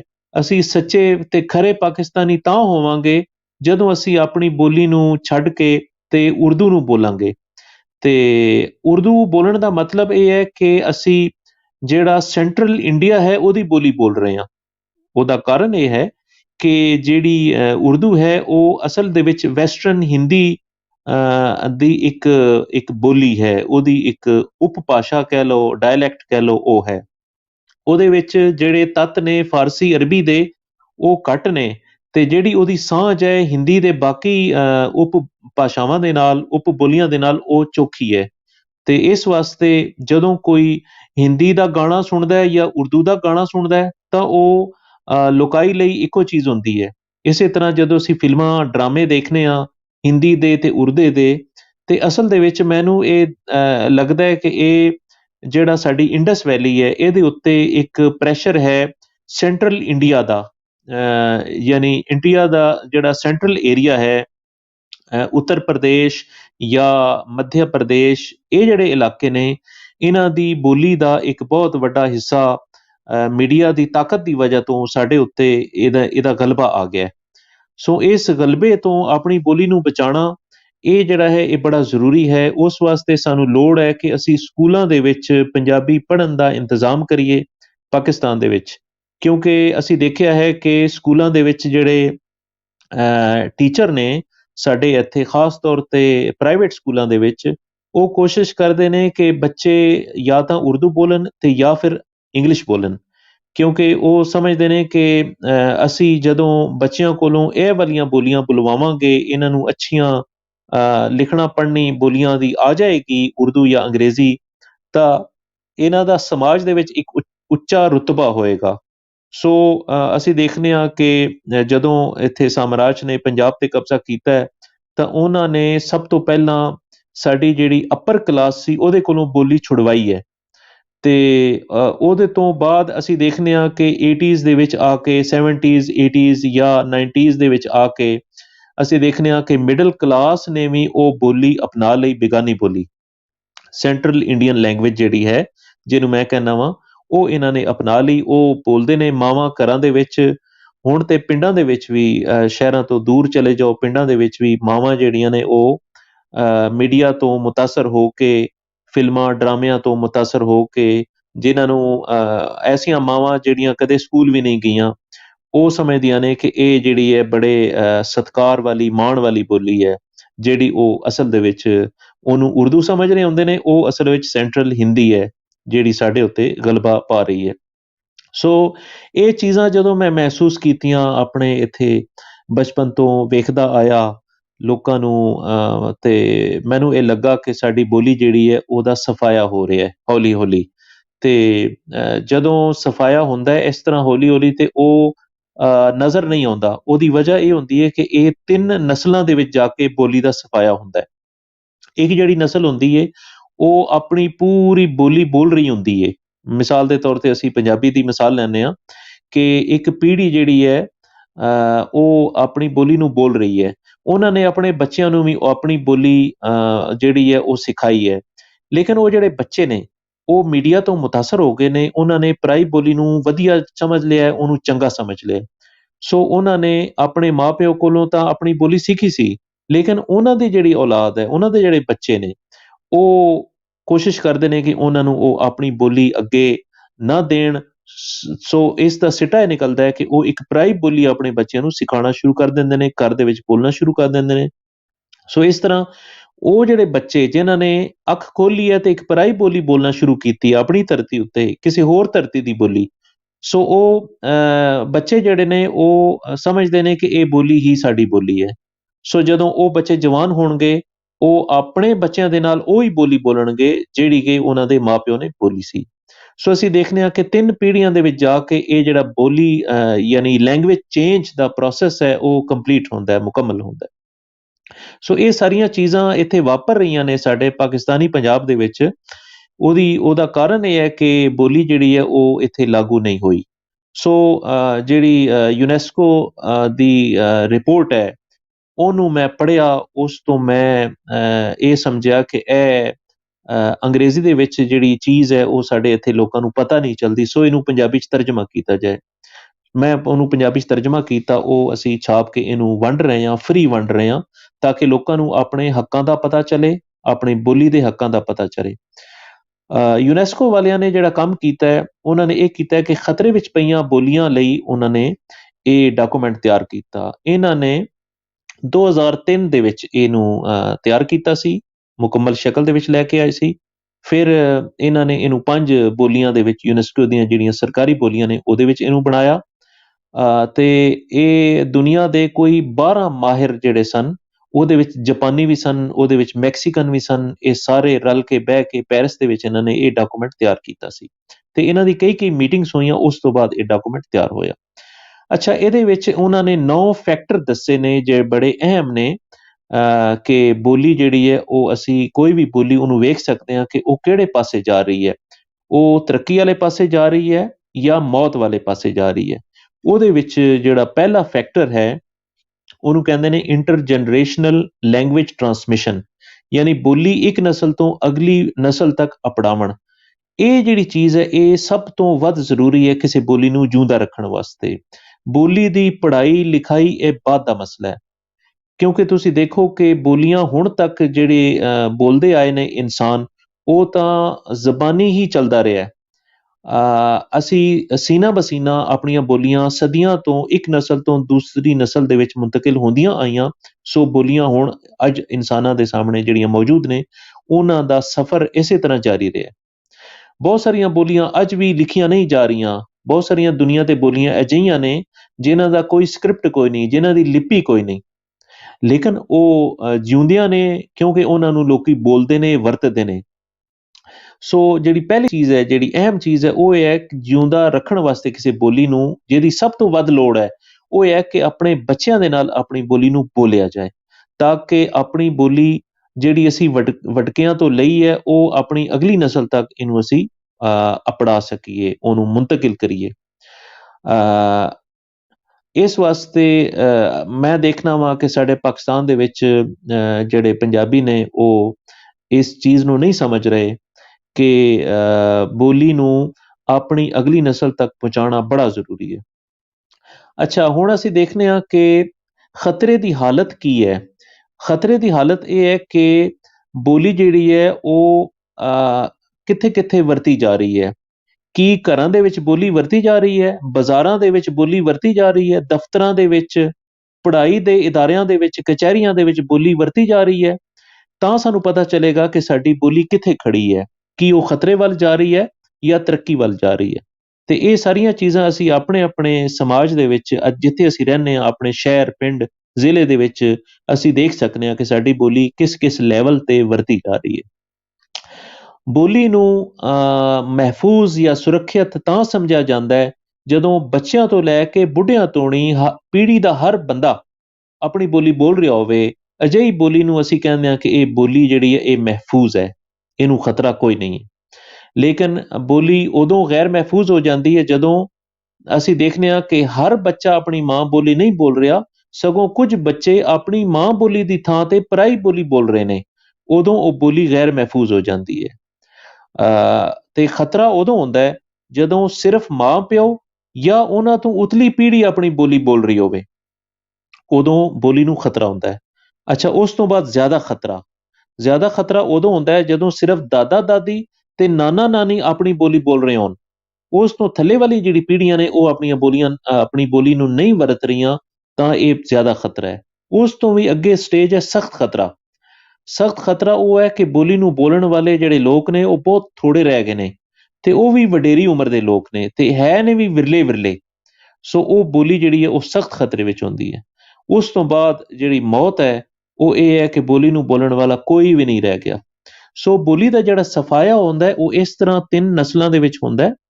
ਜਦੋਂ ਅਸੀਂ ਆਪਣੇ ਬਾਲਾਂ ਦੇ ਨਾਲ ਆਪਣੀ ਬੋਲੀ ਨਹੀਂ ਬੋਲਦੇ, ਕੋਈ ਹੋਰ ਬੋਲੀ, ਕਿਸੇ ਹੋਰ ਧਰਤੀ ਦੀ ਬੋਲੀ ਬੋਲਦੇ ਹਾਂ, ਤੇ ਸਾਡੀ ਬੋਲੀ ਦਾ ਸਫਾਇਆ ਜਿਹੜਾ ਹੈ ਉਹ ਸ਼ੁਰੂ ਹੋ ਜਾਂਦਾ ਹੈ। ਅਸੀਂ ਉਹਦੀ ਨੀਂਹ ਰੱਖ ਦਿੱਤੀ ਹੈ ਬੋਲੀ ਦੇ ਸਫਾਏ ਦੀ। ਜਦੋਂ ਅਸੀਂ ਆਪਣੇ ਅਗਲੀ ਪੀੜ੍ਹੀ ਨਾਲ ਨਹੀਂ ਬੋਲਾਂਗੇ ਬੋਲੀ ਨੂੰ, ਤਾਂ ਉਹ ਜਦੋਂ ਜਵਾਨ ਹੋਣਗੇ ਉਹ ਆਪਣੇ ਬੱਚਿਆਂ ਨਾਲ ਕਿਵੇਂ ਬੋਲ ਸਕਣਗੇ ਉਸ ਬੋਲੀ ਨੂੰ। ਸੋ ਇਸ ਤਰ੍ਹਾਂ ਹੌਲੀ ਹੌਲੀ ਉਸ ਬੋਲੀ ਦਾ ਸਫਾਇਆ ਹੋ ਜਾਏਗਾ। ਉਹ ਬੋਲੀ ਬੋਲਣ ਵਾਲਾ ਕੋਈ ਵੀ ਨਹੀਂ ਬਚੇਗਾ, ਤੇ ਉਹ ਸਾਰੇ ਪਰਾਈ ਬੋਲੀ ਬੋਲ ਰਹੇ ਹੋਣਗੇ, ਆਪਣੀ ਧਰਤੀ ਉੱਤੇ ਰਹਿ ਕੇ ਪਰਾਈ ਬੋਲੀ ਬੋਲ ਰਹੇ। ਸੋ ਇਹ ਪਹਿਲਾ ਫੈਕਟਰ ਹੈ ਕਿ ਇੱਕ ਬੋਲੀ ਨੂੰ ਅਗਲੀ ਨਸਲ ਤੱਕ ਪਹੁੰਚਾਉਣਾ, ਇਹ ਬੋਲੀ ਨੂੰ ਜਿਉਂਦਾ ਰੱਖਣ ਵਾਸਤੇ ਸਭ ਤੋਂ ਜ਼ਰੂਰੀ ਚੀਜ਼ ਹੈ, ਸਭ ਤੋਂ ਅਹਿਮ ਚੀਜ਼ ਹੈ। ਉਸ ਤੋਂ ਬਾਅਦ ਜਿਹੜੀ ਦੂਸਰੀ ਚੀਜ਼ ਹੈ ਉਹ ਹੈ ਐਬਸੋਲੂਟ ਨੰਬਰ ਆਫ ਸਪੀਕਰਸ, ਯਾਨੀ ਬੋਲਣਹਾਰਾਂ ਦੀ ਪੂਰੀ ਗਿਣਤੀ। ਕਿਸੇ ਵੀ ਸਮਾਜ ਦੇ ਵਿੱਚ ਜਿਹੜੀ ਗਿਣਤੀ ਹੈ ਉਹਦੇ ਬਾਰੇ ਅਸੀਂ ਸਹੀ ਨਹੀਂ ਦੱਸ ਸਕਦੇ ਕਿ ਕਿਹੜੀ ਬੋਲੀ ਬੋਲਣ ਵਾਲੇ ਕਿੰਨੇ ਜੀ ਨੇ, ਕਿਉਂਕਿ ਅਸੀਂ ਦੇਖਦੇ ਹਾਂ ਕਿ ਜਿਹੜੀਆਂ ਸਟੇਟਸ ਨੇ, ਰਿਆਸਤਾਂ ਨੇ, ਮੁਲਕ ਨੇ, ਉਹ ਜਿਹੜੇ ਮਰਦਮਸ਼ੁਮਾਰੀ ਜਾਂ ਸੈਂਸਸ ਰਿਪੋਰਟਸ ਮੁਰਤਬ ਕਰਦੇ ਨੇ, ਉਹ ਕੁਛ ਠੀਕ ਨਹੀਂ ਹੁੰਦੀਆਂ। ਉਹਦੇ ਵਿੱਚ ਉਹਨਾਂ ਦੀਆਂ ਆਪਣੀ ਸੋਚ ਜਾਂ ਆਪਣਾ ਜਿਹੜਾ ਉਹਨਾਂ ਦਾ ਆਈਡੀਓਲੋਜੀ ਹੁੰਦੀ ਹੈ, ਉਹ ਉਹਦੇ 'ਤੇ ਹਾਵੀ ਹੋ ਜਾਂਦੀ ਹੈ। ਉਹ ਠੀਕ ਢੰਗ ਦੇ ਨਾਲ ਬੋਲਣ ਵਾਲਿਆਂ ਦੀ ਗਿਣਤੀ ਨੂੰ ਪੇਸ਼ ਨਹੀਂ ਕਰਦੇ। ਸੋ ਅਸੀਂ ਦੇਖਦੇ ਹਾਂ ਕਿ ਪਾਕਿਸਤਾਨ ਦੇ ਵਿੱਚ ਜਿਹੜੀ ਪਹਿਲੀ ਸੈਂਸਸ ਰਿਪੋਰਟ ਆਈ 1951 ਦੇ ਵਿੱਚ, ਉਹਦੇ ਵਿੱਚ ਪੰਜਾਬੀ ਬੋਲਣ ਵਾਲਿਆਂ ਦੀ ਗਿਣਤੀ 60s ਦੇ ਵਿੱਚ ਸੀ, 67 ਜਾਂ 69 ਇਸ ਤਰ੍ਹਾਂ ਕਰਕੇ। ਸਾਡਾ ਜਿਹਨੂੰ ਅਸੀਂ ਵੈਸਟ ਪਾਕਿਸਤਾਨ ਕਹਿੰਦੇ ਸਾਂ, ਈਸਟ ਪਾਕਿਸਤਾਨ ਜਿਹੜਾ ਬਾਅਦ ਬੰਗਲਾਦੇਸ਼ ਬਣ ਗਿਆ, ਉਸ ਤੋਂ ਹਟ ਕੇ ਜਿਹੜਾ ਇਹ ਵਾਲਾ ਸਾਡਾ ਪਾਕਿਸਤਾਨ ਹੈ, ਉਹਦੇ ਵਿੱਚ ਫਿਰ ਅਸੀਂ ਦੇਖਦੇ ਹਾਂ ਕਿ ਹੌਲੀ ਹੌਲੀ ਸਾਡੀ ਬੋਲੀ ਦੀ ਗਿਣਤੀ ਘਟਾਈ ਗਈ। 1961 ਸੀ ਉਹਦੀ ਸੈਂਸਸ ਦੇ ਵਿੱਚ ਤਾਂ ਬੋਲੀ ਠੀਕ ਸੀ। ਉਸ ਤੋਂ ਬਾਅਦ 72 ਦੇ ਵਿੱਚ ਆ ਕੇ ਉਹਨਾਂ ਨੇ ਪੰਜਾਬੀ ਦੇ ਜਿਹੜੇ ਡਾਇਲੈਕਟ ਨੇ, ਲਹਿਜੇ ਨੇ, ਉਹਨਾਂ ਨੂੰ ਵੱਖਰੇ ਨਾਵਾਂ ਦੇ ਨਾਲ ਸੈਂਸਸ ਰਿਪੋਰਟ ਦੇ ਵਿੱਚ ਪਾ ਦਿੱਤਾ। ਸੋ ਇਸ ਤਰ੍ਹਾਂ ਕਰਕੇ ਉਹਨਾਂ ਨੇ ਦੇਖਿਆ ਕਿ ਇਹ ਬੋਲੀ ਜਿਹੜੀ ਹੈ, ਇਹਨੂੰ ਅਸੀਂ ਕਿਸ ਤਰ੍ਹਾਂ ਵੱਢ ਟੁੱਕ ਸਕਦੇ ਹਾਂ। ਉਹਦਾ ਕਾਰਨ ਇਹ ਸੀ ਕਿ ਬੰਗਾਲੀਆਂ ਨੇ ਮਸ਼ਰਕੀ ਪਾਕਿਸਤਾਨ, ਜਿਸ ਨੂੰ ਨਹੀਂ ਕਹਿੰਦੇ ਹਾਂ ਈਸਟ ਪਾਕਿਸਤਾਨ, ਉਹਦੇ ਵਿੱਚ ਜਿਹੜੀ ਮੂਵਮੈਂਟ ਸ਼ੁਰੂ ਕੀਤੀ, ਬੋਲੀ ਦੀ ਮੂਵਮੈਂਟ, ਆਪਣੇ ਰਾਈਟਸ ਦੀ, ਲਿੰਗੁਇਸਟਿਕ ਰਾਈਟਸ ਦੀ ਜਿਹੜੀ ਉਹਨਾਂ ਨੇ ਮੂਵਮੈਂਟ ਸ਼ੁਰੂ ਕੀਤੀ, ਉਹਦੇ ਵਿੱਚ ਉਹਨਾਂ ਨੇ ਜਾਨਾਂ ਵੀ ਵਾਰੀਆਂ ਤੇ ਉਸ ਤੋਂ ਬਾਅਦ ਉਹਨਾਂ ਨੇ ਉਹ ਹੱਕ ਲੈ ਵੀ ਲਿਆ। ਹੁਣ ਜਦੋਂ ਉਹ ਹੱਕ ਲੈ ਲਿਆ ਤੇ ਸਾਡੀ ਜਿਹੜੀ ਸਟੇਟ ਸੀ ਉਹ ਇਹ ਵੇਖ ਕੇ ਡਰ ਗਈ। ਉਹਨਾਂ ਨੇ ਕਿਹਾ ਭਈ ਬੰਗਾਲੀ ਸਭ ਤੋਂ ਵੱਡੀ ਕਮਿਊਨਿਟੀ ਸੀ, ਉਸ ਤੋਂ ਬਾਅਦ ਦੂਜੀ ਵੱਡੀ ਕਮਿਊਨਿਟੀ ਪੰਜਾਬੀ ਹੈ। ਸੋ ਪੰਜਾਬੀ ਨੂੰ ਅਸੀਂ ਕਿਵੇਂ ਕਮਜ਼ੋਰ ਕਰਨਾ ਹੈ, ਕਿਵੇਂ ਇਹਨੂੰ ਵੰਡਣਾ ਹੈ, ਕਿਵੇਂ ਇਹਦਾ ਰਾਹ ਡੱਕਣਾ ਹੈ। ਸੋ ਉਹਨਾਂ ਨੇ ਇੱਕ ਚਾਲ ਚੱਲ ਕੇ ਤੇ 60s ਦੇ ਵਿੱਚ ਪੰਜਾਬੀ ਦੇ ਵੱਖ-ਵੱਖ ਜਿਹੜੇ ਡਾਇਲੈਕਟ ਨੇ, ਲਹਿਜੇ ਨੇ, ਉਹਨਾਂ ਨੂੰ ਵੱਖਰੀਆਂ ਬੋਲੀਆਂ ਦਾ ਨਾਂ ਦੇ ਕੇ ਪੰਜਾਬੀ ਦੀ ਗਿਣਤੀ ਨੂੰ ਘਟਾਇਆ। ਪਰਸੈਂਟੇਜ ਅਸੀਂ ਦੇਖਦੇ ਹਾਂ ਕਿ ਘਟਦੀ ਚਲੀ ਜਾਂਦੀ। ਹੁਣ ਆ ਕੇ ਉਹ ਬਹੁਤ ਥੋੜੀ ਰਹਿ ਗਈ ਹੈ। ਜਿਹੜੀ ਪਿੱਛੇ ਸਾਡੀ ਸੈਂਸਸ ਰਿਪੋਰਟ ਅਜੇ ਸਰਕਾਰੀ ਤੌਰ ਤੇ ਸਾਹਮਣੇ ਨਹੀਂ ਆਈ, ਉਹਦੇ ਵਿੱਚ ਪੰਜਾਬੀ ਬੋਲਣ ਵਾਲੇ 38% ਰਹਿ ਗਏ ਨੇ। ਸੋ ਇਸ ਤਰ੍ਹਾਂ ਸਟੇਟ ਦਾ ਬੜਾ ਅਮਲ ਦਖਲ ਹੁੰਦਾ ਹੈ ਕਿਸੇ ਬੋਲੀ ਨੂੰ ਉੱਤੇ ਲੈ ਕੇ ਜਾਣ ਵਿੱਚ ਜਾਂ ਥੱਲੇ ਲੈ ਕੇ ਜਾਣ ਵਿੱਚ। ਇਹ ਇੱਕ ਹੋਰ ਫੈਕਟਰ ਇਹਨਾਂ ਨੇ ਆਪਣੀ ਯੂਨੈਸਕੋ ਵਾਲਿਆਂ ਨੇ ਰਿਪੋਰਟ ਦੇ ਵਿੱਚ ਦਿੱਤਾ ਹੈ ਕਿ ਸਰਕਾਰਾਂ ਦੀ ਮਦਦ ਤੋਂ ਬਗੈਰ ਨਾ ਤੇ ਕੋਈ ਬੋਲੀ ਤਰੱਕੀ ਕਰ ਸਕਦੀ ਹੈ, ਤੇ ਨਾ ਹੀ ਜਿਹੜੀ ਬੋਲੀ ਹੈ ਅਗਰ ਸਰਕਾਰ ਨਾ ਚਾਵੇ ਤੇ ਕਿਸੇ ਬੋਲੀ ਦੀ ਨਾਕਦਰੀ ਵੀ ਨਹੀਂ ਹੋ ਸਕਦੀ। ਉਹਦੀ ਵਜ੍ਹਾ ਇਹ ਹੈ ਕਿ ਸਰਕਾਰ ਜਿਹੜੀ ਹੁੰਦੀ ਹੈ, ਸਟੇਟ ਜਾਂ ਰਿਆਸਤ, ਉਹ ਅਗਰ ਕਿਸੇ ਬੋਲੀ ਨੂੰ ਮਾਣ ਦੇ ਦੇਵੇ ਤੇ ਉਹਦੇ ਵਾਸਤੇ ਫਿਰ ਉਹ ਫੰਡਸ ਵੀ ਮੁਹੱਈਆ ਕਰਦੀ ਹੈ, ਉਸ ਬੋਲੀ ਦੇ ਇਦਾਰੇ ਬਣਾਉਂਦੀ ਹੈ, ਉਹਨੂੰ ਤਰੱਕੀ ਦਿੰਦੀ ਹੈ, ਉਹਦੇ ਵਾਸਤੇ ਮੀਡੀਆ ਦੇ ਉੱਤੇ ਪ੍ਰਚਾਰ ਕੀਤਾ ਜਾਂਦਾ ਹੈ, ਜਿਹੜੀਆਂ ਸਕੂਲੀ ਪੜ੍ਹਾਈ ਦੀਆਂ ਕਿਤਾਬਾਂ ਆਉਂਦੀਆਂ ਨੇ ਉਹਨਾਂ ਦੇ ਵਿੱਚ ਪ੍ਰਚਾਰ ਕੀਤਾ ਜਾਂਦਾ ਹੈ। ਸੋ ਇੱਕ ਬੋਲੀ ਨੂੰ ਉਹ ਜਿਹੜੀ ਸਟੇਟ ਓਨ ਕਰ ਲੈਂਦੀ ਹੈ, ਉਹਦੇ ਵਿੱਚ ਫਿਰ ਉਹਨੂੰ ਉਹ ਇੱਕ ਉੱਚੀ ਥਾਂ ਦੇ ਦਿੰਦੀ ਹੈ ਉਸ ਬੋਲੀ ਨੂੰ। ਸੋ ਅਸੀਂ ਦੇਖਦੇ ਹਾਂ ਕਿ ਪਾਕਿਸਤਾਨ ਦੇ ਵਿੱਚ ਵੀ ਇਸ ਤਰ੍ਹਾਂ ਹੋਇਆ ਹੈ। ਪਾਕਿਸਤਾਨ ਦੇ ਵਿੱਚ ਬੋਲੀਆਂ ਦੇ ਨਾਲ ਬਰਾਬਰੀ ਵਾਲਾ ਸਲੂਕ ਨਹੀਂ ਕੀਤਾ ਗਿਆ। ਕੁਝ ਬੋਲੀਆਂ ਨੂੰ ਪ੍ਰਧਾਨ ਬਣਾ ਦਿੱਤਾ ਗਿਆ ਤੇ ਕੁਝ ਬੋਲੀਆਂ ਨੂੰ ਬਿਲਕੁਲ ਹੀ ਅੱਖੋਂ ਪਰੋਖੇ ਕੀਤਾ ਗਿਆ। ਸੋ ਸਾਡੀ ਜਿਹੜੀ ਆਪਣੀ ਗਿਣਤੀ ਹੈ, ਬੋਲਣ ਹਾਲਾਂ ਦੀ ਗਿਣਤੀ ਪੰਜਾਬੀਆਂ ਦੀ, ਉਹਨੂੰ ਵੀ ਘਟਾ ਕੇ ਪੇਸ਼ ਕੀਤਾ ਗਿਆ ਇਹਨੂੰ ਕਮਜ਼ੋਰ ਕਰਨ ਵਾਸਤੇ, ਇਹਨੂੰ ਵੰਡਣ ਵਾਸਤੇ। ਉਸ ਤੋਂ ਬਾਅਦ ਜਿਹੜਾ ਤੀਸਰਾ ਫੈਕਟਰ ਹੈ ਉਹ ਹੈ ਵਸੋਂ ਵਿੱਚ ਬੋਲਣ ਵਾਲਿਆਂ ਦਾ, ਉਹਨਾਂ ਦੀ ਪ੍ਰੋਪੋਰਸ਼ਨ ਯਾਨੀ ਤਨਾਸਬ, proportion of speakers within the total population. Pakistan ਦੀ ਜਿਹੜੀ ਪਾਪੂਲੇਸ਼ਨ ਹੈ ਉਹਦੇ ਵਿੱਚੋਂ ਸਾਡੀ ਪਾਪੂਲੇਸ਼ਨ ਕਿੰਨੀ ਹੈ, ਜਾਂ ਕਿਸੇ ਕਮਿਊਨਿਟੀ ਦੇ ਅੰਦਰ ਜਿਹੜੀ ਬੋਲੀ ਬੋਲਣ ਵਾਲੇ ਲੋਕ ਨੇ ਉਹ ਕਿੰਨੇ ਨੇ। ਸੋ ਇਹ ਤੀਸਰਾ ਫੈਕਟਰ ਹੈ। ਉਹ ਬੋਲੀ ਮਹਿਫੂਜ਼ ਸਮਝੀ ਜਾਂਦੀ ਹੈ ਜਿਹਦੇ ਵਿੱਚ ਸਾਰੇ ਲੋਕੀ ਆਪਣੀ ਬੋਲੀ ਬੋਲ ਰਹੇ ਹੋਣ। ਫਿਰ ਉਹ ਬੋਲੀ ਗੈਰ ਮਹਿਫੂਜ਼ ਹੈ ਜਿਹਦੇ ਵਿੱਚ ਲਗਭਗ ਸਾਰੇ ਬੋਲੀ ਆਪਣੀ ਹੀ ਬੋਲ ਰਹੇ ਹੋਣ। ਖਤਰੇ ਵਿੱਚ ਉਹ ਹੁੰਦੀ ਹੈ ਜਿਹਦੇ ਵਿੱਚ ਜ਼ਿਆਦਾਤਰ ਲੋਕ ਤਾਂ ਆਪਣੀ ਬੋਲੀ ਬੋਲ ਰਹੇ ਹੋਣ, ਲੇਕਿਨ ਕੁਝ ਲੋਕ ਆਪਣੀ ਬੋਲੀ ਨਹੀਂ ਬੋਲ ਰਹੇ, ਉਹ ਬੋਲੀ ਖਤਰੇ ਵਿੱਚ ਹੁੰਦੀ। ਇਸੇ ਤਰ੍ਹਾਂ ਜ਼ਿਆਦਾ ਖਤਰਾ ਉਦੋਂ ਹੁੰਦਾ ਹੈ ਜਦੋਂ ਕਮਿਊਨਿਟੀ ਵਿੱਚ ਸਿਰਫ ਥੋੜੇ ਲੋਕ ਆਪਣੀ ਬੋਲੀ ਬੋਲ ਰਹੇ ਹੁੰਦੇ ਨੇ, ਤੇ ਸਖਤ ਖਤਰਾ ਉਦੋਂ ਹੁੰਦਾ ਹੈ ਜਦੋਂ ਬਹੁਤ ਥੋੜੇ ਲੋਕੀ ਆਪਣੀ ਬੋਲੀ ਬੋਲ ਰਹੇ ਹੁੰਦੇ ਨੇ। ਫਿਰ ਉਸ ਤੋਂ ਬਾਅਦ ਮੌਤ ਹੈ, ਜਦੋਂ ਕੋਈ ਵੀ ਉਹ ਬੋਲੀ ਨਾ ਬੋਲ ਰਿਹਾ ਹੋਵੇ ਉਦੋਂ ਮੌਤ ਹੁੰਦੀ। ਤੇ ਜਿਹੜਾ ਚੌਥਾ ਫੈਕਟਰ ਹੈ ਉਹ ਹੈ ਬੋਲੀ ਦੇ ਖੇਤਰਾਂ ਦਾ ਮੁਹਾੜ, ਯਾਨੀ ਟ੍ਰੈਂਡਸ ਇਨ ਐਗਜ਼ਿਸਟਿੰਗ ਲੈਂਗੁਏਜ ਡੋਮੇਨਸ। ਅਸੀਂ ਦੇਖਦੇ ਹਾਂ ਕਿ ਕਿਸੇ ਇਲਾਕੇ ਦੀ ਜਿਹੜੀ ਬੋਲੀ ਹੈ ਉਹਦੀ ਹਾਲਤ ਵੇਖਣ ਵਾਸਤੇ ਇਹ ਵੇਖਣਾ ਜ਼ਰੂਰੀ ਹੁੰਦਾ ਹੈ ਕਿ ਉਸ ਸਮਾਜ ਦੇ ਕਿਹੜੇ-ਕਿਹੜੇ ਖੇਤਰ ਦੇ ਵਿੱਚ ਉਹਨੂੰ ਵਰਤਿਆ ਜਾ ਰਿਹਾ ਹੈ। ਤੇ ਕੀ ਕਿਸੇ ਬੋਲੀ ਨੂੰ ਹਰ ਖੇਤਰ ਦੇ ਵਿੱਚ ਵਰਤਿਆ ਜਾ ਰਿਹਾ ਜਾਂ ਨਹੀਂ ਵਰਤਿਆ ਜਾ ਰਿਹਾ? ਮਿਸਾਲ ਦੇ ਤੌਰ ਤੇ ਬੋਲੀ ਕੀ ਕੋਈ ਬੋਲੀ ਨਿਰੀ ਘਰਾਂ ਤੱਕ ਮਹਿਦੂਦ ਹੋ ਕੇ ਰਹਿ ਗਈ ਹੈ ਜਾਂ ਸਿਰਫ ਗਲੀਆਂ ਤੱਕ ਰਹਿ ਗਈ ਹੈ? ਤੇ ਜਾਂ ਉਹਨਾਂ ਨੂੰ ਉਸ ਬੋਲੀ ਨੂੰ ਦਫ਼ਤਰਾਂ ਦੇ ਵਿੱਚ, ਅਦਾਲਤਾਂ ਦੇ ਵਿੱਚ, ਕਚਹਿਰੀਆਂ ਦੇ ਵਿੱਚ, ਬਾਜ਼ਾਰਾਂ ਦੇ ਵਿੱਚ, ਮੀਡੀਆ ਦੇ ਵਿੱਚ ਹਰ ਪਾਸੇ ਵਰਤਿਆ ਜਾ ਰਿਹਾ। ਸੋ ਲੋਕੀ ਜਦੋਂ ਆਪਣੀ ਬੋਲੀ ਵਿੱਚ ਸੋਚਦੇ ਨੇ, ਆਪਣੀ ਬੋਲੀ ਵਿੱਚ ਲਿਖਣ ਦਾ ਉਹਨਾਂ ਨੂੰ ਢੰਗ ਆਉਂਦਾ ਹੈ, ਬੋਲਣ ਦਾ ਢੰਗ ਆਉਂਦਾ ਹੈ, ਤਾਂ ਉਹਨੂੰ ਵਰਤਦੇ ਨੇ, ਉਹਦੇ ਵਿੱਚ ਕ੍ਰੀਏਟ ਕਰਦੇ ਨੇ, ਉਹਦੇ ਵਿੱਚ ਲਿਖਦੇ ਨੇ, ਲਿਟਰੇਚਰ ਕ੍ਰੀਏਟ ਹੁੰਦਾ ਹੈ। ਸੋ ਇਸ ਤਰ੍ਹਾਂ ਬੋਲੀ ਦਾ ਜਿਹੜਾ ਘੇਰਾ ਹੈ ਉਹ ਵੱਧ ਜਾਂਦਾ ਹੈ, ਉਹ ਫੈਲਦਾ ਹੈ। ਤੇ ਜਿੰਨਾ ਘੇਰਾ ਘਟਦਾ ਜਾਏਗਾ ਬੋਲੀ ਦਾ, ਬੋਲੀ ਦੀ ਵਰਤੋਂ ਦੇ ਜਿਹੜੇ ਖੇਤਰ ਨੇ ਉਹ ਘਟਦੇ ਜਾਣਗੇ, ਉਨੀ ਬੋਲੀ ਕਮਜ਼ੋਰ ਹੁੰਦੀ ਜਾਏਗੀ। ਤੇ ਇਸੇ ਤਰ੍ਹਾਂ ਅਸੀਂ ਇਹ ਦੇਖਦੇ ਹਾਂ ਕਿ ਕਿਸੇ ਸਮਾਜ ਦੇ ਉੱਤੇ ਬਾਹਰੋਂ ਆ ਕੇ ਕੋਈ ਪਰਾਈ ਬੋਲੀ ਅਗਰ ਛਾ ਗਈ ਹੈ ਤੇ ਉਹ ਕਿੰਨਾ ਕੁ ਛਾ ਗਈ ਹੈ? ਕੀ ਉਹ ਸਿਰਫ ਦਫ਼ਤਰਾਂ ਤੱਕ ਹੈ ਜਾਂ ਬਾਹਰ ਗਲੀਆਂ ਬਾਜ਼ਾਰਾਂ 'ਚ ਵੀ ਪਰਾਈ ਬੋਲੀ ਲੋਕੀ ਬੋਲਣਾ ਸ਼ੁਰੂ ਹੋ ਗਏ ਨੇ? ਘਰਾਂ ਦੇ ਵਿੱਚ ਵੀ ਪਰਾਈ ਬੋਲੀ ਬੋਲਣਾ ਸ਼ੁਰੂ ਹੋ ਗਏ ਨੇ? ਜਾਂ ਬਾਹਰੋਂ ਆ ਕੇ ਜਿਹੜੀ ਪ੍ਰਧਾਨ ਬਣੀ ਹੋਈ ਬੋਲੀ ਹੈ ਉਹ ਸਾਡੇ ਮੀਡੀਆ ਦੇ ਉੱਤੇ, ਸਾਡੇ ਪੜ੍ਹਾਈ ਵਾਲੇ ਜਿਹੜੇ ਇਦਾਰੇ ਨੇ, ਸਕੂਲ ਕਾਲਜ ਵਗੈਰਾ, ਉਹਨਾਂ ਦੇ ਵਿੱਚ ਵੀ ਛਾ ਗਈ ਹੈ ਜਾਂ ਨਹੀਂ ਛਾ ਗਈ? ਸੋ ਇਸ ਤਰ੍ਹਾਂ ਅਸੀਂ ਵੇਖ ਸਕਦੇ ਹਾਂ ਕਿ ਕਿਹੜੀ ਬੋਲੀ ਜਿਹੜੀ ਹੈ ਉਹ ਕਿੱਥੇ ਖੜੀ ਹੈ। ਬੋਲੀ ਨੂੰ ਅਗਰ ਆਪਣੇ ਵਸੇਬ ਦੇ ਵਿੱਚ ਹਰ ਪੱਧਰ ਤੇ ਵਰਤਿਆ ਜਾ ਰਿਹਾ ਹੋਵੇ ਤਾਂ ਉਹ ਬੋਲੀ ਜਿਹੜੀ ਹੁੰਦੀ ਹੈ ਉਹ ਖਤਰੇ ਤੋਂ ਬਹੁਤ ਦੂਰ ਹੁੰਦੀ ਹੈ। ਜਿਵੇਂ ਅਸੀਂ ਬਹੁਤ ਸਾਰੇ ਸਮਾਜ ਦੇਖਦੇ ਹਾਂ ਕਿ ਆਪਣੇ ਪਾਕਿਸਤਾਨ ਦੇ ਅੰਦਰ ਅਸੀਂ ਦੇਖਦੇ ਹਾਂ ਕਿ ਜਿਹੜਾ ਸਿੰਧੀ ਕਮਿਊਨਿਟੀ ਹੈ ਸਿੰਧ ਸੂਬੇ ਦੇ ਵਿੱਚ, ਉਹ ਆਪਣੀ ਬੋਲੀ ਨੂੰ ਹਰ ਪੱਧਰ ਤੇ ਵਰਤ ਰਹੇ ਨੇ। ਦਫ਼ਤਰਾਂ ਦੇ ਵਿੱਚ, ਬਾਜ਼ਾਰਾਂ ਦੇ ਵਿੱਚ ਉਹਨਾਂ ਦਾ ਮੀਡੀਆ ਹੈ, ਉਹਨਾਂ ਦੇ ਅਖਬਾਰ ਛਪਦੇ ਨੇ, ਰੇਡੀਓ ਨੇ ਉਹਨਾਂ ਦੇ, ਟੀਵੀ ਚੈਨਲ ਨੇ ਉਹਨਾਂ ਦੇ, ਤਾਂ ਅਸੀਂ ਦੇਖਦੇ ਹਾਂ ਕਿ ਉਹਨਾਂ ਦੀ ਬੋਲੀ ਜਿਹੜੀ ਹੈ ਉਹ ਖਤਰੇ ਤੋਂ ਦੂਰ ਹੈ। ਫਿਰ ਇਸੇ ਤਰ੍ਹਾਂ ਅਸੀਂ ਦੇਖਦੇ ਹਾਂ ਕਿਸੇ ਸਮਾਜ ਦੇ ਵਿੱਚ ਇੱਕ ਤੋਂ ਵੱਧ ਬੋਲੀਆਂ ਵਰਤੀਆਂ ਜਾ ਰਹੀਆਂ ਹੁੰਦੀਆਂ ਨੇ। ਫਿਰ ਇਹ ਦੇਖਣਾ ਹੁੰਦਾ ਹੈ ਕਿ ਕਿਹੜੀ ਬੋਲੀ ਨੂੰ ਜ਼ਿਆਦਾ ਵਰਤਿਆ ਜਾ ਰਿਹਾ ਤੇ ਕਿਹੜੀ ਬੋਲੀ ਨੂੰ ਘੱਟ ਵਰਤਿਆ ਜਾ ਰਿਹਾ। ਉਸ ਤੋਂ ਵੀ ਪਤਾ ਚੱਲਦਾ ਹੈ ਕਿ ਜਿਹੜੀ ਬੋਲੀ ਹੈ ਉਹ ਕਿਸ ਤਰ੍ਹਾਂ ਮਤਲਬ ਹੈ ਕਿ ਤਰੱਕੀ ਵੱਲ ਜਾ ਰਹੀ ਹੈ ਜਾਂ ਮੌਤ ਵੱਲ ਜਾ ਰਹੀ ਹੈ। ਇਸੇ ਤਰ੍ਹਾਂ ਕਦੀ ਕਦੀ ਬੋਲੀ ਦੇ ਖੇਤਰ ਘਟ ਜਾਂਦੇ ਨੇ। ਜਿਵੇਂ ਕਿ ਅਸੀਂ ਦੇਖਦੇ ਹਾਂ ਕਿ ਆਪਣੀ ਬੋਲੀ ਜਿਹੜੀ ਹੈ ਉਹ ਘਰਾਂ ਵਿੱਚ ਤਾਂ ਬੋਲੀ ਜਾ ਰਹੀ ਹੈ, ਲੇਕਿਨ ਹੌਲੀ ਹੌਲੀ ਇੱਕ ਪਰਾਈ ਬੋਲੀ ਵੀ ਘਰਾਂ 'ਚ ਵੜਨਾ ਸ਼ੁਰੂ ਹੋ ਗਈ ਹੈ। ਤੇ ਕੁਝ ਬੱਚੇ ਜਿਹੜੇ ਨੇ ਉਹ ਆਪਣੀ ਵਟਕਿਆਂ ਦੀ ਬੋਲੀ ਦੀ ਥਾਂ ਤੇ ਇਹ ਪਰਾਈ ਬੋਲੀ ਨੂੰ ਘਰ 'ਚ ਬੋਲਣਾ ਸ਼ੁਰੂ ਹੋ ਗਏ ਨੇ। ਜਦੋਂ ਇਹ ਸਟੇਜ ਆ ਜਾਵੇ ਤਾਂ ਸਮਝੋ ਕਿ ਬੋਲੀ ਨੂੰ ਖਤਰਾ ਵੱਧ ਗਿਆ ਹੈ।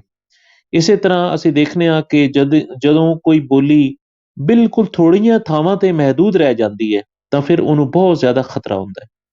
ਤੇ ਅਗਰ ਕੋਈ ਬੋਲੀ ਨਾ ਘਰਾਂ ਵਿੱਚ ਵਰਤੀ ਜਾ ਰਹੀ ਹੈ, ਨਾ ਦਫ਼ਤਰਾਂ ਦੇ ਵਿੱਚ ਵਰਤੀ ਜਾ ਰਹੀ ਹੈ, ਨਾ ਉਹਨੂੰ ਬਾਜ਼ਾਰਾਂ ਦੇ ਵਿੱਚ ਲੋਕੀ ਬੋਲ ਰਹੇ ਨੇ, ਨਾ ਸਕੂਲਾਂ ਕਾਲਜਾਂ ਦੇ ਵਿੱਚ, ਕਚਹਿਰੀਆਂ ਦੇ ਵਿੱਚ ਬੋਲ ਰਹੇ ਨੇ, ਤਾਂ ਫਿਰ ਉਹਦਾ ਜਿਹੜਾ ਭਵਿੱਖ ਹੈ, ਉਹਦਾ ਜਿਹੜਾ ਮੁਸਤਕਬਲ ਹੈ, ਉਹਦੀ ਜਿਹੜੀ ਪਲਕ ਹੈ ਉਹ ਖਤਰੇ ਵਿੱਚ ਹੈ, ਬਹੁਤ ਜ਼ਿਆਦਾ ਖਤਰੇ ਵਿੱਚ ਹੈ। ਅੱਛਾ, ਉਸ ਤੋਂ ਬਾਅਦ ਜਿਹੜਾ ਪੰਜਵਾਂ ਫੈਕਟਰ ਹੈ ਉਹ ਹੈ response to new domains and media. ਨਵੇਂ ਉਭਰੇ ਖੇਤਰਾਂ ਤੇ ਮੀਡੀਆ ਦਾ ਮੁਕਾਬਲਾ। ਦੁਨੀਆ ਦੇ ਵਿੱਚ ਬਹੁਤ ਸਾਰੀਆਂ ਅਜਿਹੀਆਂ ਬੋਲੀਆਂ ਨੇ ਜਿਨ੍ਹਾਂ ਦੇ ਬੋਲਣ ਵਾਲੇ ਬੜੇ ਸੁਚੇਤ ਹੁੰਦੇ ਨੇ। ਉਹ ਹਰ ਵੇਲੇ ਆਪਣੀ ਮਾਂ ਬੋਲੀ ਦੀ ਸੇਵਾ ਦੇ ਵਿੱਚ ਰੁੱਝੇ ਰਹਿੰਦੇ ਨੇ ਤੇ ਉਹਦੇ ਵਧਾਅ ਲਈ ਤਿਆਰ ਰਹਿੰਦੇ ਨੇ। ਇਹ ਲੋਕੀ, ਇਸ ਤਰ੍ਹਾਂ ਦੇ ਜਿਹੜੇ ਲੋਕੀ ਹੁੰਦੇ ਨੇ, ਇਹ ਹਰ ਚੈਲੰਜ ਦਾ ਮੁਕਾਬਲਾ ਕਰਦੇ ਨੇ, ਨਵੇਂ ਨਵੇਂ ਲਫ਼ਜ਼ ਘੜਦੇ ਨੇ ਤੇ ਆਪਣੀ ਬੋਲੀ ਨੂੰ ਨਵੀਂ ਟੈਕਨੋਲੋਜੀ ਦੇ ਨਾਲ ਜੋੜਨ ਦੇ ਵਿੱਚ ਮਦਦ ਦਿੰਦੇ ਨੇ। ਕੁਝ ਇਸ ਤੇ ਉਲਟ ਹੁੰਦਾ ਹੈ, ਇਸ ਤਰ੍ਹਾਂ ਕਿ ਕੁਝ ਬੋਲੀਆਂ ਬੋਲਣ ਵਾਲੇ ਢੇਰੀ ਢਾਹ ਪੈਂਦੇ ਨੇ। ਉਹ ਇਹ ਸਮਝਦੇ ਨੇ ਕਿ ਆਪਣੀ ਬੋਲੀ ਪਛੜੀ ਹੋਈ ਹੈ, ਇਹਨੂੰ ਛੱਡ ਦੇਣ ਵਿੱਚ ਹੀ ਭਲਾਈ ਹੈ। ਲੇਕਿਨ ਅਸੀਂ ਦੇਖਿਆ ਕਿ ਜਿਹੜੀ ਬੋਲੀ ਸਕੂਲਾਂ, ਦਫ਼ਤਰਾਂ, ਰੇਡੀਓ, ਟੀਵੀ ਚੈਨਲਾਂ ਤੇ ਇੰਟਰਨੈਟ ਦਾ ਮੁਕਾਬਲਾ ਕਰਨ ਦੀ ਤਾਕਤ ਰੱਖਦੀ ਹੈ, ਉਹ ਹੀ ਬਚ ਸਕਦੀ ਹੈ। ਤੇ ਜਿਹੜੀ ਇਹਨਾਂ ਦਾ ਮੁਕਾਬਲਾ ਕਰਨ ਦਾ ਤਾਕਤ ਨਹੀਂ ਰੱਖਦੀ, ਉਹਦੀ ਫਿਰ ਮੌਤ ਹੀ ਉਹਦਾ ਮੁਕੱਦਰ ਹੁੰਦੀ ਹੈ। ਸੋ ਅਸੀਂ ਦੇਖਦੇ ਹਾਂ ਕਿ ਕਿਸੇ ਬੋਲੀ ਨੂੰ, ਕਿਸੇ ਮੁਲਕ ਦੇ ਵਿੱਚ, ਕਿਸੇ ਕਮਿਊਨਿਟੀ ਦੀ ਬੋਲੀ ਨੂੰ ਮਾਰਨ ਦੇ ਵਿੱਚ ਸਭ ਤੋਂ ਵੱਡਾ ਹੱਥ ਛਾਈ ਹੋਈ ਇੱਕ ਪਰਾਈ ਬੋਲੀ ਦੇ ਮੀਡੀਆ ਦਾ ਹੁੰਦਾ ਹੈ।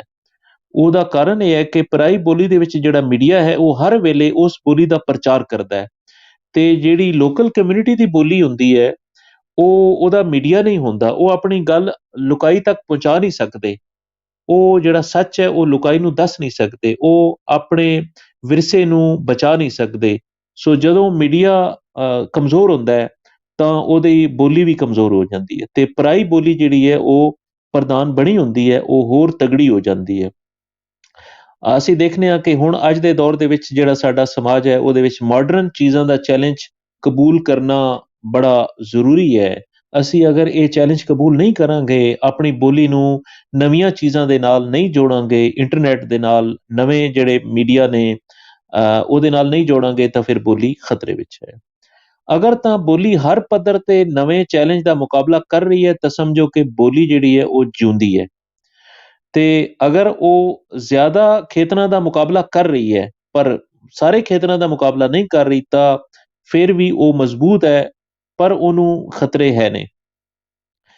ਕਦੀ ਕਦੀ ਇਸ ਤਰ੍ਹਾਂ ਹੁੰਦਾ ਹੈ ਕਿ ਕਿਸੇ ਸਮਾਜ ਦੇ ਵਿੱਚ ਬੋਲੀ ਕਾਫੀ ਸਾਰੇ ਖੇਤਰਾਂ ਦਾ ਮੁਕਾਬਲਾ ਕਰ ਰਹੀ ਹੁੰਦੀ ਹੈ, ਤਾਂ ਉਹ ਸਾਰੇ ਖੇਤਰਾਂ ਦਾ ਮੁਕਾਬਲਾ ਤੇ ਨਹੀਂ ਕਰ ਰਹੀ, ਲੇਕਿਨ ਕੁਛ ਨਾ ਕੁਛ ਕਰ ਰਹੀ ਹੈ। ਉਹਦੇ ਅੰਦਰ ਜਿਹੜੀ ਜ਼ਿੰਦਗੀ ਹੈ ਉਹ ਬਾਕੀ ਹੈ ਉਸ ਬੋਲੀ ਦੇ ਵਿੱਚ। ਲੇਕਿਨ ਕਦੀ ਇਸ ਤਰ੍ਹਾਂ ਹੁੰਦਾ ਹੈ ਕਿ ਕੋਈ ਬੋਲੀਆਂ ਨਵੇਂ ਚੈਲੰਜ ਦਾ ਬਿਲਕੁਲ ਵੀ ਮੁਕਾਬਲਾ ਨਹੀਂ ਕਰਦੀਆਂ, ਸੋ ਉਹਨਾਂ ਦਾ ਮੁਸਤਕਬਲ ਖਤਰੇ ਵਿੱਚ ਹੁੰਦਾ ਹੈ। ਬੋਲੀ ਦੀ ਤਰੱਕੀ ਤੇ ਜਿਹੜਾ ਵਧਾਅ ਹੁੰਦਾ ਹੈ, ਉਹਦੇ ਵਾਸਤੇ ਇਹ ਗੱਲ ਬੜੀ ਜ਼ਰੂਰੀ ਹੈ ਕਿ ਬੋਲੀ ਨੂੰ ਰੇਡੀਓ ਉੱਤੇ ਜਾਂ ਟੀਵੀ ਉੱਤੇ ਕਿਤਨੇ ਘੰਟੇ ਦਿੱਤੇ ਜਾ ਰਹੇ ਨੇ, ਇਹ ਸਰਕਾਰਾਂ ਤੈਅ ਕਰਦੀਆਂ ਨੇ। ਸਰਕਾਰੀ ਜਦੋਂ ਟੀਵੀ ਚੈਨਲ ਹੁੰਦੇ ਨੇ ਤਾਂ ਉਹ ਇਹ ਤੈਅ ਕਰਦੀਆਂ ਨੇ ਕਿ ਅਸੀਂ ਕਿਹੜੀ ਬੋਲੀ ਨੂੰ ਕਿੰਨਾ ਸਮਾਂ ਜਾਂ ਕਿੰਨਾ ਟਾਈਮ ਦੇਣਾ ਹੈ ਟੀਵੀ ਤੇ ਰੇਡੀਓ ਦੇ ਉੱਤੇ। ਅਗਰ ਤੇ ਰੇਡੀਓ ਜਾਂ ਟੀਵੀ ਦੇ ਵਿੱਚ ਜਿਹੜੇ ਲੋਕੀ ਨੇ, ਪ੍ਰੋਗਰਾਮ ਵਾਲੇ ਜਾਂ ਜਿਹੜੀਆਂ ਪਾਲਿਸੀਆਂ ਬਣਾਉਣ ਵਾਲੇ ਨੇ, ਉਹ ਕਿਸੇ ਪਰਾਈ ਬੋਲੀ ਨੂੰ ਜ਼ਿਆਦਾ ਟਾਈਮ ਦਿੰਦੇ ਨੇ, ਤਾਂ ਜਿਹੜੀ ਲੋਕਲ ਬੋਲੀ ਹੁੰਦੀ ਹੈ, ਉਸ ਸਮਾਜ ਦੀ ਆਪਣੀ ਬੋਲੀ, ਲੁਕਾਈ ਦੀ ਬੋਲੀ, ਉਹਨੂੰ ਇਹਦਾ ਅਸਰ ਪੈਂਦਾ ਹੈ ਇਸ ਗੱਲ ਦਾ, ਕਿਉਂਕਿ ਉਹਨਾਂ ਨੂੰ ਓਨਾ ਸਮਾਂ ਨਹੀਂ ਮਿਲਦਾ ਪ੍ਰਚਾਰ ਦਾ ਆਪਣੀ ਬੋਲੀ ਦਾ। ਸੋ ਬੋਲੀ ਉਹ ਖਤਰੇ ਵਿੱਚ ਹੁੰਦੀ ਹੈ। ਜਿਹਨੂੰ ਘੱਟ ਸਮਾਂ ਮਿਲ ਰਿਹਾ ਹੋਏ ਟੀਵੀ ਉੱਤੇ, ਆਪਣੀ ਧਰਤੀ ਉੱਤੇ, ਟੀਵੀ ਉੱਤੇ, ਰੇਡੀਓ ਉੱਤੇ ਪਰਾਈ ਬੋਲੀ ਤਾਂ ਛਾ ਰਹੀ ਹੋਵੇ, ਲੇਕਿਨ ਆਪਣੀ ਬੋਲੀ ਜਿਹੜੀ ਹੈ ਉਹਨੂੰ ਘੱਟ ਸਮਾਂ ਦਿੱਤਾ ਜਾ ਰਿਹਾ ਹੋਏ। ਮਿਸਾਲ ਦੇ ਤੌਰ ਤੇ ਇੱਕ ਮਕਾਮੀ ਬੋਲੀ, ਕਿਸੇ ਧਰਤੀ ਦੀ, ਕਿਸੇ ਮੁਲਕ ਦੀ ਮਕਾਮੀ ਬੋਲੀ ਨੂੰ ਟੀਵੀ ਦੇ ਉੱਤੇ ਸਿਰਫ ਅੱਧਾ ਘੰਟਾ ਮਿਲ ਰਿਹਾ ਹੋਏ, 24 ਘੰਟਿਆਂ ਦੇ ਵਿੱਚ ਅੱਧਾ ਘੰਟਾ ਜਾਂ 1 ਘੰਟਾ, ਤਾਂ ਉਹ ਮਤਲਬ ਹੈ ਕਿ ਬੋਲੀ ਅੱਗੇ ਨਹੀਂ ਵੱਧ ਸਕਦੀ। ਉਹਦੇ ਮੁਕਾਬਲੇ ਦੇ ਵਿੱਚ ਇੱਕ ਪਰਾਈ ਬੋਲੀ ਹੈ ਜਿਹੜੀ ਕਿਸੇ ਹੋਰ ਧਰਤੀ ਤੋਂ ਆਈ ਹੋਈ ਹੈ, ਉਹਨੂੰ ਉਹ 24 ਘੰਟੇ ਮਿਲ ਰਹੇ ਨੇ, 20 ਘੰਟੇ, 22 ਘੰਟੇ ਟੀਵੀ, ਰੇਡੀਓ ਦੇ ਉੱਤੇ ਮਿਲ ਰਹੇ ਨੇ, ਤਾਂ ਇਹ ਇਨਸਾਫ ਤੇ ਬਰਾਬਰੀ ਨਹੀਂ ਹੈ। ਇਸ ਤਰ੍ਹਾਂ ਜਿਹੜੀ ਮਕਾਮੀ ਬੋਲੀ ਹੁੰਦੀ ਹੈ ਉਹਨੂੰ ਨੁਕਸਾਨ ਹੁੰਦਾ ਹੈ। ਇਸੇ ਤਰ੍ਹਾਂ ਅਸੀਂ ਦੇਖਦੇ ਹਾਂ ਕਿ ਕਿਸੇ ਕਮਿਊਨਿਟੀ ਦੇ ਵਿੱਚ ਅਗਰ ਸਕੂਲ ਦੇ ਵਿੱਚ ਕਿਸੇ ਮਕਾਮੀ ਬੋਲੀ ਨੂੰ, ਲੋਕਲ ਬੋਲੀ ਨੂੰ ਪੜ੍ਹਾਈ ਦਾ ਬੰਦੋਬਸਤ ਉਹਦਾ ਕੀਤਾ ਗਿਆ ਹੈ, ਤੇ ਲੇਕਿਨ ਉਹਨੂੰ ਹਫ਼ਤੇ ਦੇ ਵਿੱਚ ਸਿਰਫ 1 ਘੰਟਾ ਦਿੱਤਾ ਜਾਂਦਾ ਹੈ ਕਿਸੇ ਮਕਾਮੀ ਬੋਲੀ ਨੂੰ, ਉਸ ਦੇ ਮੁਕਾਬਲੇ ਦੇ ਵਿੱਚ ਕਿਸੇ ਪਰਾਈ ਬੋਲੀ ਨੂੰ ਹਫ਼ਤੇ ਦੇ ਵਿੱਚ ਜਿਹੜਾ ਹੈ ਉਹ ਬਾਕੀ ਸਾਰਾ ਟਾਈਮ ਉਹਨੂੰ ਦਿੱਤਾ ਜਾਂਦਾ ਹੈ, ਤਾਂ ਅਸੀਂ ਦੇਖਦੇ ਹਾਂ ਕਿ ਇਹ ਵੀ ਇਨਸਾਫ ਤੇ ਬਰਾਬਰੀ ਨਹੀਂ ਹੈ। ਇਸ ਤਰ੍ਹਾਂ ਜਿਹੜੀ ਲੋਕਲ ਬੋਲੀ ਹੁੰਦੀ ਹੈ ਕਮਿਊਨਿਟੀ ਦੀ, ਆਪਣੀ ਨੇਟਿਵ ਲੈਂਗੁਏਜ, ਉਹਨੂੰ ਖਤਰਾ ਵੱਧ ਜਾਂਦਾ ਹੈ, ਕਿਉਂਕਿ ਉਹਨੂੰ ਓਨਾ ਸਮਾਂ ਨਹੀਂ ਦਿੱਤਾ ਜਾ ਰਿਹਾ ਜਿੰਨਾ ਉਹਦਾ ਹੱਕ ਬਣਦਾ ਹੈ। ਇਸੇ ਤਰ੍ਹਾਂ ਇੱਕ ਫੈਕਟਰ ਹੈ, 6ਵਾਂ ਫੈਕਟਰ ਹੈ ਕਿ ਬੋਲੀ ਦੀ ਪੜ੍ਹਾਈ ਲਿਖਾਈ ਲਈ ਮਵਾਦ। ਇਹ ਵੀ ਬੜਾ ਜ਼ਰੂਰੀ ਹੈ ਕਿ ਮੈਟੀਰੀਅਲ ਕਿੰਨਾ ਹੈ। ਅਗਰ ਅਸੀਂ ਬੋਲੀ ਨੂੰ ਸਕੂਲਾਂ ਦੇ ਵਿੱਚ ਪੜ੍ਹਾਉਣਾ ਹੈ, ਉਹਨੂੰ ਐਜੂਕੇਸ਼ਨ ਦੀ ਬੋਲੀ ਬਣਾਉਣਾ ਹੈ, ਉਹਨੂੰ ਲਿਟਰੇਸੀ ਦੀ ਬੋਲੀ ਬਣਾਉਣਾ ਹੈ, ਤਾਂ ਉਹਦੇ ਵਿੱਚ ਕਿੰਨਾ ਕੁ ਮਵਾਦ ਛਪਿਆ ਹੋਇਆ ਬੋਲੀ ਦੇ ਵਿੱਚ, ਇਹ ਵੀ ਬੜਾ ਜ਼ਰੂਰੀ ਹੈ। ਕਿਸੇ ਬੋਲੀ ਨੂੰ ਜ਼ਿੰਦਾ ਰੱਖਣ ਵਾਸਤੇ ਉਹਨੂੰ ਉਹਦੇ ਵਿੱਚ ਤਾਲੀਮ ਦੇਣਾ, ਉਹਦੇ ਵਿੱਚ ਪੜ੍ਹਾਈ ਦਾ ਬੰਦੋਬਸਤ ਕਰਨਾ, ਇਹ ਬੜਾ ਜ਼ਰੂਰੀ ਹੁੰਦਾ ਹੈ। ਦੁਨੀਆ ਦੇ ਵਿੱਚ ਬਹੁਤ ਸਾਰੇ ਸਮਾਜ ਐਸੇ ਨੇ ਜਿਹੜੇ ਆਪਣੀ ਬੋਲੀ ਨੂੰ ਪਛੜੀ ਹੋਈ ਬੋਲੀ ਸਮਝ ਕੇ ਉਹਨੂੰ ਲਿਖਣ ਪੜ੍ਹਨ ਦੀ ਕਦੇ ਕੋਸ਼ਿਸ਼ ਨਹੀਂ ਕਰਦੇ। ਉਹ ਸਮਝਦੇ ਨੇ ਕਿ ਇਹ ਸਾਡੀ ਜਿਹੜੀ ਬੋਲੀ ਹੈ ਇਹ ਲਿਖਣ ਪੜ੍ਹਨ ਦੇ ਕਾਬਿਲ ਹੀ ਨਹੀਂ ਹੈ। ਦੂਜੇ ਪਾਸੇ ਅਸੀਂ ਦੇਖਦੇ ਹਾਂ ਦੁਨੀਆ ਦੇ ਵਿੱਚ ਬਹੁਤ ਸਾਰੇ ਐਸੇ ਸਮਾਜ ਨੇ ਜਿਨ੍ਹਾਂ ਦੇ ਲੋਕੀ ਸੁਚੇਤ ਨੇ, ਉਹਨਾਂ ਬੋਲੀਆਂ ਨੂੰ ਬੋਲਣ ਵਾਲੇ ਜਿਹੜੇ ਨੇ ਉਹ ਆਪਣੀ ਬੋਲੀ ਨੂੰ ਲਿਖਣ ਪੜ੍ਹਨ ਦੀ ਬੋਲੀ ਬਣਾਉਂਦੇ ਨੇ, ਉਹਦੇ ਵਿੱਚ ਲਿਖਦੇ ਨੇ, ਉਹਦੇ ਵਿੱਚ ਕ੍ਰੀਏਟ ਕਰਦੇ ਨੇ, ਲਿਟਰੇਚਰ, ਸ਼ਾਇਰੀ ਕਰਦੇ ਨੇ, ਉਹਦੇ ਵਿੱਚ ਚੀਜ਼ਾਂ ਲਿਖਦੇ ਨੇ, ਛਾਪਦੇ ਨੇ ਚੀਜ਼ਾਂ ਨੂੰ, ਤੇ ਇਸ ਤਰ੍ਹਾਂ ਅਸੀਂ ਵੇਖਦੇ ਹਾਂ ਕਿ ਉਹ ਬੋਲੀ ਜਿਹੜੀ ਹੈ ਉਹ ਤਗੜੀ ਹੋ ਜਾਂਦੀ ਹੈ, ਕਿਉਂਕਿ ਜਿਹੜੀ ਬੋਲੀ ਦੇ ਵਿੱਚ ਜ਼ਿਆਦਾ ਚੀਜ਼ਾਂ ਛਪਣਗੀਆਂ, ਉਹ ਜ਼ਿਆਦਾ ਪੜ੍ਹੀ ਜਾਏਗੀ। ਬਾਜ਼ਾਰਾਂ ਦੇ ਵਿੱਚ, ਮਾਰਕੀਟਾਂ ਦੇ ਵਿੱਚ ਸਾਨੂੰ ਬੁੱਕ ਸਟਾਲਸ ਦੇ ਉੱਤੇ ਬੋਲੀ ਦੀਆਂ ਅਗਰ ਕਿਤਾਬਾਂ ਨਜ਼ਰ ਆਉਣਗੀਆਂ ਤਾਂ ਲੋਕੀ ਉਹਨੂੰ ਖਰੀਦਣ ਵਾਸਤੇ ਰਜ਼ਾਮੰਦ ਵੀ ਹੋ ਜਾਣਗੇ ਤੇ ਕਿਤਾਬਾਂ ਵਿਕ ਵੀ ਜਾਂਦੀਆਂ ਨੇ ਜੇ ਉਹ ਬਾਜ਼ਾਰਾਂ ਦੇ ਵਿੱਚ ਨਜ਼ਰ ਆਉਣ। ਤੇ ਜੇ ਕਿਸੇ ਬੋਲੀ ਦੇ ਵਿੱਚ ਪੜ੍ਹਨ ਲਿਖਣ ਦਾ ਮਵਾਦ ਨਹੀਂ ਹੈ ਤਾਂ ਉਹਨੂੰ ਫਿਰ ਬੋਲੀ ਨੂੰ ਮਰਨ ਤੋਂ ਬਚਾਇਆ ਨਹੀਂ ਜਾ ਸਕਦਾ। ਹਾਂ, ਇਹ ਵੀ ਬੜਾ ਜ਼ਰੂਰੀ ਹੈ ਕਿ ਬੋਲੀ ਦੀ ਅੱਖਰ ਪੱਟੀ ਮੌਜੂਦ ਹੈ, ਆਪਣੀ ਅੱਖਰ ਪੱਟੀ। ਕੀ ਗ੍ਰਾਮਰ ਉੱਤੇ ਕੰਮ ਹੋਇਆ ਹੈ? ਗ੍ਰਾਮਰ ਦੀਆਂ ਕਿਤਾਬਾਂ ਮੌਜੂਦ ਨੇ? ਡਿਕਸ਼ਨਰੀਆਂ ਹੈ ਨੇ ਕਿਸੇ ਬੋਲੀ ਦੇ ਵਿੱਚ? ਬੋਲੀ ਦੇ ਉੱਤੇ ਅਦਬ ਦੀਆਂ ਕਿਤਾਬਾਂ, ਲਿਟਰੇਚਰ ਦੀਆਂ ਮੌਜੂਦ ਨੇ ਜਾਂ ਨਹੀਂ? ਇਹਦੇ ਨਾਲ-ਨਾਲ ਵੀ ਇਹ ਜ਼ਰੂਰੀ ਹੁੰਦਾ ਹੈ ਕਿ ਆਪਣੇ ਇਲਾਕੇ ਦੇ ਵਿੱਚ ਬੋਲੀ ਨੂੰ ਦਫ਼ਤਰਾਂ ਤੇ ਤਾਲੀਮੀ ਇਦਾਰਿਆਂ ਦੇ ਵਿੱਚ ਕੋਈ ਸਟੇਟਸ ਮਿਲਿਆ ਹੋਇਆ ਜਾਂ ਨਹੀਂ ਮਿਲਿਆ ਹੋਇਆ। ਕਿਉਂਕਿ ਜਦੋਂ ਕਿਸੇ ਬੋਲੀ ਨੂੰ ਆਪਣੀ ਇਲਾਕੇ ਦੇ ਵਿੱਚ ਜਦੋਂ ਸਟੇਟਸ ਮਿਲਦਾ ਹੈ ਤਾਂ ਲੋਕੀ ਫਿਰ ਉਹਨੂੰ ਪੜ੍ਹਨ ਵਾਸਤੇ ਕਾਇਲ ਹੁੰਦੇ ਨੇ। ਉਹਨਾਂ ਦੀ ਮਜਬੂਰੀ ਬਣ ਜਾਂਦੀ ਉਸ ਬੋਲੀ ਨੂੰ ਪੜ੍ਹਨਾ, ਕਿਉਂਕਿ ਅਸੀਂ ਉਹਨੂੰ ਪਾਸ ਕਰਨਾ ਹੁੰਦਾ ਹੈ, ਐਗਜ਼ਾਮ ਪਾਸ ਕਰਨੇ ਹੁੰਦੇ ਨੇ ਤੇ ਉਹਨੂੰ ਪੜ੍ਹਨਾ ਸਾਡੀ ਮਜਬੂਰੀ ਬਣ ਜਾਂਦਾ ਹੈ। ਸੋ ਫਿਰ ਬਾਲ ਉਹਨੂੰ ਪੜ੍ਹਦੇ ਨੇ ਸਕੂਲਾਂ ਦੇ ਵਿੱਚ, ਕਾਲਜਾਂ ਦੇ ਵਿੱਚ। ਅਗਰ ਬੋਲੀ ਲਾਜ਼ਮੀ ਹੋਏਗੀ, ਜੇ ਬੋਲੀ ਇਖਤਿਆਰੀ ਹੋਏਗੀ ਤਾਂ ਪੜ੍ਹਨ ਵਾਲੇ, ਸ਼ੌਕ ਰੱਖਣ ਵਾਲੇ ਤਾਂ ਉਹਨੂੰ ਪੜ੍ਹ ਲੈਣਗੇ, ਬਾਕੀ ਉਹਨੂੰ ਨਹੀਂ ਪੜ੍ਹ ਸਕਣਗੇ। ਤਾਂ ਇਸ ਤਰ੍ਹਾਂ ਉਹ ਬੋਲੀ ਉਸ ਤਰੀਕੇ ਦੇ ਨਾਲ ਨਹੀਂ ਫੈਲੇਗੀ ਜਿਵੇਂ ਅਸੀਂ ਦੇਖਦੇ ਹਾਂ ਕਿ ਅਗਰ ਉਹਨੂੰ ਕੰਪਲਸਰੀ ਕਰ ਦਿੱਤਾ ਜਾਏ ਤਾਂ ਉਹ ਫੈਲੇਗੀ। ਇਸ ਵਾਸਤੇ ਇਹ ਵੀ ਜ਼ਰੂਰੀ ਹੈ ਕਿ ਬੋਲੀ ਦੇ ਵਿੱਚ ਕਿੰਨੀਆਂ ਕਿਤਾਬਾਂ ਛਪ ਰਹੀਆਂ ਨੇ, ਬੋਲੀ ਵਿੱਚ ਪੜ੍ਹਾਈ ਦਾ ਜਿਹੜਾ ਕੰਮ ਹੈ, ਕੀ ਸਰਕਾਰ ਨੇ ਉਹਨੂੰ ਕੋਈ ਸਟੇਟਸ ਦਿੱਤਾ ਜਾਂ ਨਹੀਂ ਦਿੱਤਾ। ਇਹ ਸਾਰੀਆਂ ਚੀਜ਼ਾਂ ਬੋਲੀ ਨੂੰ ਬਚਾਉਣ ਵਾਸਤੇ, ਬੋਲੀ ਨੂੰ ਜ਼ਿੰਦਾ ਰੱਖਣ ਵਾਸਤੇ ਬੜੀਆਂ ਜ਼ਰੂਰੀ ਨੇ। ਲੇਕਿਨ ਕਮਿਊਨਿਟੀ ਦੇ ਲੋਕ ਅਗਰ ਇਸ ਦੇ ਵਿੱਚ ਆਪਣਾ ਹਿੱਸਾ ਨਹੀਂ ਪਾਉਂਦੇ, ਜਿਵੇਂ ਅਸੀਂ ਦੇਖ ਰਹੇ ਹਾਂ ਕਿ ਪਾਕਿਸਤਾਨ ਦੇ ਪੰਜਾਬ ਦੇ ਵਿੱਚ ਬਹੁਤ ਥੋੜ੍ਹੇ ਲੋਕ ਨੇ ਜਿਹੜੇ ਆਪਣੀ ਬੋਲੀ ਦੇ ਵਿੱਚ ਕਿਤਾਬਾਂ ਲਿਖਦੇ ਨੇ ਜਾਂ ਛਾਪਦੇ ਨੇ। ਇਹਨਾਂ ਦੀ ਗਿਣਤੀ ਥੋੜ੍ਹੀ ਹੈ। ਅਗਰ ਅਸੀਂ ਬੁੱਕ ਸਟਾਲਸ ਦਾ, ਬੁੱਕ ਸ਼ਾਪਸ ਦਾ ਅਸੀਂ ਇੱਕ ਐਨਾਲਿਸਿਸ ਕਰੀਏ, ਜਾਇਜ਼ਾ ਲਈਏ, ਉੱਥੇ ਜਾ ਕੇ ਦੇਖੀਏ ਤਾਂ ਅਸੀਂ ਦੇਖਦੇ ਹਾਂ ਕਿ ਸਾਡੀ ਬੋਲੀ ਦੀਆਂ ਕਿਤਾਬਾਂ ਬਹੁਤ ਥੋੜ੍ਹੀਆਂ ਨੇ। ਬਹੁਤ ਇਹਨੂੰ ਪਿਆਰ ਕਰਨ ਵਾਲੇ ਜੀ ਨੇ ਥੋੜ੍ਹੇ ਜਿਹੇ, ਜਿਹੜੇ ਇਹਨੂੰ ਲਿਖਦੇ ਨੇ, ਛਾਪਦੇ ਨੇ। ਸੋ ਪੰਜਾਬੀ ਉਸ ਤਰ੍ਹਾਂ ਅੱਗੇ ਨਹੀਂ ਵੱਧ ਸਕਦੀ ਜਿਸ ਤਰ੍ਹਾਂ ਕਿ ਇਹਨੂੰ ਵਧਣ ਦਾ ਹੱਕ ਹੋਣਾ ਚਾਹੀਦਾ ਹੈ। ਉਸ ਤੋਂ ਬਾਅਦ ਜਿਹੜੀ 7ਵੀਂ ਚੀਜ਼ ਹੈ ਉਹ ਹੈ governmental and institutional language attitudes and policies including official status and use. ਇਹ ਵੀ ਅਸੀਂ ਪਹਿਲੇ ਡਿਸਕਸ ਕੀਤਾ ਹੈ ਕਿ ਜਦੋਂ ਤੱਕ ਸਰਕਾਰ ਕਿਸੇ ਬੋਲੀ ਨੂੰ ਸਟੇਟਸ, ਆਫੀਸ਼ੀਅਲ ਸਟੇਟਸ ਨਹੀਂ ਦਿੰਦੀ, ਲੋਕੀ ਉਹਨੂੰ ਪੜ੍ਹਨ ਵਾਸਤੇ ਰਜ਼ਾਮੰਦ ਨਹੀਂ ਹੁੰਦੇ, ਰਾਜ਼ੀ ਨਹੀਂ ਹੁੰਦੇ। ਕਿਉਂ? ਉਹਨਾਂ ਨੂੰ ਉਹ ਇੱਕ ਫਾਲਤੂ ਚੀਜ਼ ਨਜ਼ਰ ਆਉਂਦੀ ਹੈ। ਤੇ ਜੇ ਕੋਈ ਸਰਕਾਰ ਕਿਸੇ ਬੋਲੀ ਨੂੰ ਸਕੂਲਾਂ ਦੇ ਵਿੱਚ ਲਾਗੂ ਕਰ ਦੇਵੇ, ਉਹਦੇ ਵਾਸਤੇ ਪਾਲਿਸੀਆਂ ਬਣਾਵੇ, ਉਹਨੂੰ ਆਫੀਸ਼ੀਅਲ ਸਟੇਟਸ ਦੇਵੇ, ਉਹਨੂੰ ਵਰਤੇ, ਉਹਨੂੰ ਇਸਤੇਮਾਲ ਕਰੇ ਅਗਰ ਸਰਕਾਰ, ਤਾਂ ਫਿਰ ਲੋਕੀ ਵੀ ਉਹਨੂੰ ਵਰਤਣਾ ਸ਼ੁਰੂ ਹੋ ਜਾਂਦੇ ਨੇ, ਕਿਉਂਕਿ ਲੋਕਾਂ ਦੀ ਫਿਰ ਮਜਬੂਰੀ ਬਣ ਜਾਂਦੀ ਹੈ। ਉਹਨੂੰ ਪੜ੍ਹਨਾ, ਇਮਤਿਹਾਨ ਪਾਸ ਕਰਨੇ ਉਹ ਜ਼ਰੂਰੀ ਹੋ ਜਾਂਦੇ ਨੇ। ਸੋ ਗਵਰਨਮੈਂਟ ਦੀ ਜਾਂ ਜਿਹੜੀ ਇੰਸਟੀਟਿਊਸ਼ਨਸ ਹੁੰਦੇ ਨੇ, ਉਹਨਾਂ ਦੀ ਪਾਲਿਸੀਆਂ ਤੋਂ ਬਗੈਰ ਬੋਲੀ ਅੱਗੇ ਨਹੀਂ ਵੱਧ ਸਕਦੀ। ਸੋ ਇਹ ਜ਼ਰੂਰੀ ਹੈ ਕਿ ਬੋਲੀ ਨੂੰ ਸਰਕਾਰੀ ਦਰਜਾ ਮਿਲੇ। ਜਦੋਂ ਸਰਕਾਰੀ ਦਰਜਾ ਮਿਲਦਾ ਤਾਂ ਫਿਰ ਬੋਲੀ ਅੱਗੇ ਵੱਧਦੀ ਹੈ। ਇਹ ਸਰਕਾਰ ਦੇ ਹੱਥ ਦੇ ਵਿੱਚ ਹੈ ਇਹ ਤਾਕਤ ਕਿ ਉਹ ਕਿਸੇ ਬੋਲੀ ਨੂੰ ਚਾਹਵੇ ਤੇ ਬਹੁਤ ਵੱਡੀ ਕਮਿਊਨਿਟੀ ਦੀ ਬੋਲੀ ਨੂੰ ਉਹ ਇੱਕ ਰੀਜਨਲ ਲੈਂਗੁਏਜ ਦਾ ਸਟੇਟਸ ਦੇ ਦੇਵੇ, ਉਹਨੂੰ ਸਾਈਡ ਤੇ ਲਾ ਦੇਵੇ ਰੀਜਨਲ ਲੈਂਗੁਏਜ ਕਹਿ ਕੇ। ਤੇ ਇਹ ਹੀ ਸਰਕਾਰ ਹੀ ਹੁੰਦੀ ਹੈ ਜਿਹੜੀ ਕਿਸੇ ਬੋਲੀ ਨੂੰ ਤਖਤ ਉੱਤੇ ਬਿਠਾ ਦੇਵੇ, ਉਹਨੂੰ ਸਰਕਾਰੀ ਦਰਜਾ ਦੇਵੇ, ਉਹਨੂੰ ਪੂਰਾ ਮਾਣ ਸਤਿਕਾਰ ਦੇਵੇ, ਤਾਂ ਉਹ ਬੋਲੀ ਜਿਹੜੀ ਹੈ ਉਹ ਅੱਗੇ ਵਧੇਗੀ, ਫਲੇਗੀ, ਫੁਲੇਗੀ, ਲੋਕੀ ਉਹਨੂੰ ਪੜ੍ਹਨਗੇ, ਲਿਖਣਗੇ, ਬੋਲਣਗੇ। ਸੋ ਇਹ ਜ਼ਰੂਰੀ ਹੈ ਕਿ ਜਿਹੜੀ ਲੈਂਗੁਏਜ ਪਾਲਿਸੀ ਹੈ ਉਹਦੇ ਵਿੱਚ ਬੋਲੀ ਦੀ ਤਰੱਕੀ ਵਾਸਤੇ ਮਤਲਬ ਹੈ ਕਿ ਉਹਨੂੰ ਬਣਾਇਆ ਜਾਏ।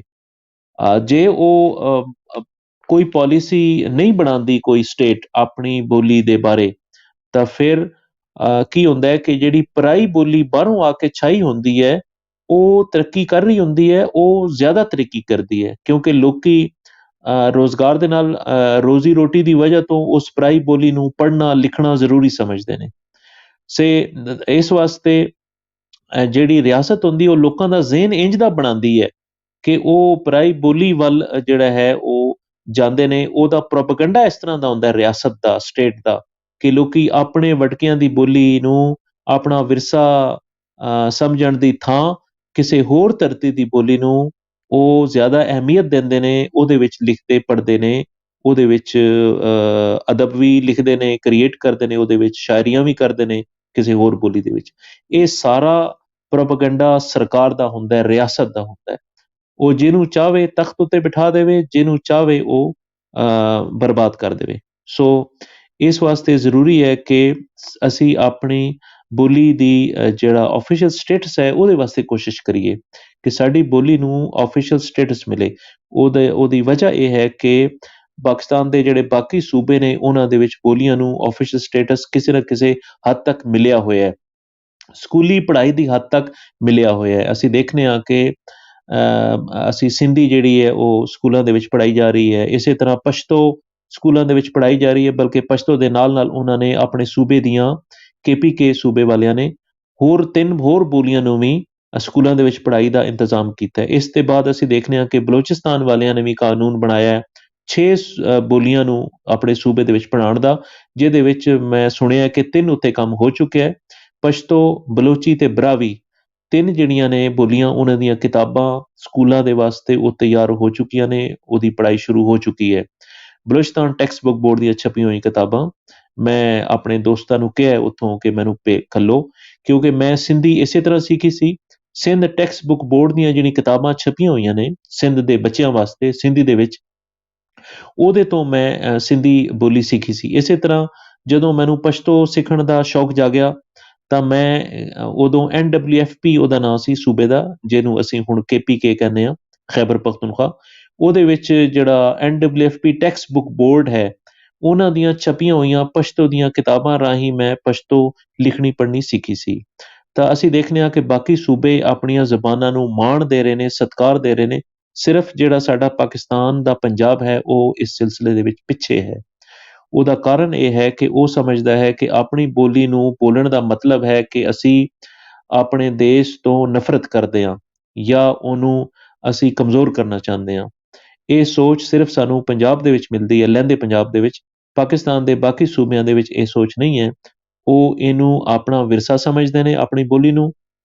ਉਹ ਇਹਨੂੰ ਤਰੱਕੀ ਦੇਣਾ ਚਾਹੁੰਦੇ ਨੇ, ਉਹ ਇਹਨੂੰ ਅੱਗੇ ਲੈ ਕੇ ਜਾਣਾ ਚਾਹੁੰਦੇ ਨੇ, ਇਹਨੂੰ ਵਧਾਉਣਾ ਚਾਹੁੰਦੇ ਨੇ। ਸੋ ਸਾਨੂੰ ਲੋੜ ਹੈ ਕਾਨੂੰਨ ਸਾਜ਼ੀ ਦੀ, ਪੰਜਾਬ ਦੇ ਪੱਧਰ ਦੇ ਉੱਤੇ ਖਾਸ ਤੌਰ ਤੇ, ਕਿ ਅਸੀਂ ਕਾਨੂੰਨ ਸਾਜ਼ੀ ਕਰਕੇ ਬੋਲੀ ਦੀ ਰਾਖੀ ਕਰੀਏ। ਕਿਸੇ ਦੇਸ਼ ਦੇ ਵਿੱਚ ਅਗਰ ਸਾਰੀ ਬੋਲੀਆਂ ਨੂੰ ਬਰਾਬਰ ਹਕੂਕ ਨਹੀਂ ਦਿੱਤੇ ਜਾਂਦੇ ਤਾਂ ਫਿਰ ਕੁਝ ਬੋਲੀਆਂ ਤਾਂ ਤਰੱਕੀ ਕਰਦੀਆਂ ਨੇ, ਉਹ ਬਚ ਜਾਂਦੀਆਂ ਨੇ ਕਿਉਂਕਿ ਉਹਨਾਂ ਨੂੰ ਲਿਖਿਆ ਪੜ੍ਹਿਆ ਜਾ ਰਿਹਾ ਹੁੰਦਾ ਹੈ। ਉਹਨਾਂ ਵਾਸਤੇ ਰੇਡੀਓ ਉੱਤੇ, TV ਉੱਤੇ ਟਾਈਮ ਜ਼ਿਆਦਾ ਦਿੱਤਾ ਜਾ ਰਿਹਾ ਹੁੰਦਾ ਹੈ। ਇਹਦੇ ਨਾਲ ਹੀ ਕੁਝ ਕਮਿਊਨਿਟੀਜ਼ ਜਿਹੜੀਆਂ ਆਪਣੀ ਬੋਲੀ ਨੂੰ ਚੰਗਾ ਨਹੀਂ ਸਮਝਦੀਆਂ ਤੇ ਉਹਨੂੰ ਛੱਡ ਦਿੰਦੀਆਂ ਨੇ, ਉਹ ਜਿਹੜੀਆਂ ਬੋਲੀਆਂ ਨੇ ਉਹ ਫਿਰ ਮੌਤ ਦਾ ਸ਼ਿਕਾਰ ਹੋ ਜਾਂਦੀਆਂ ਨੇ।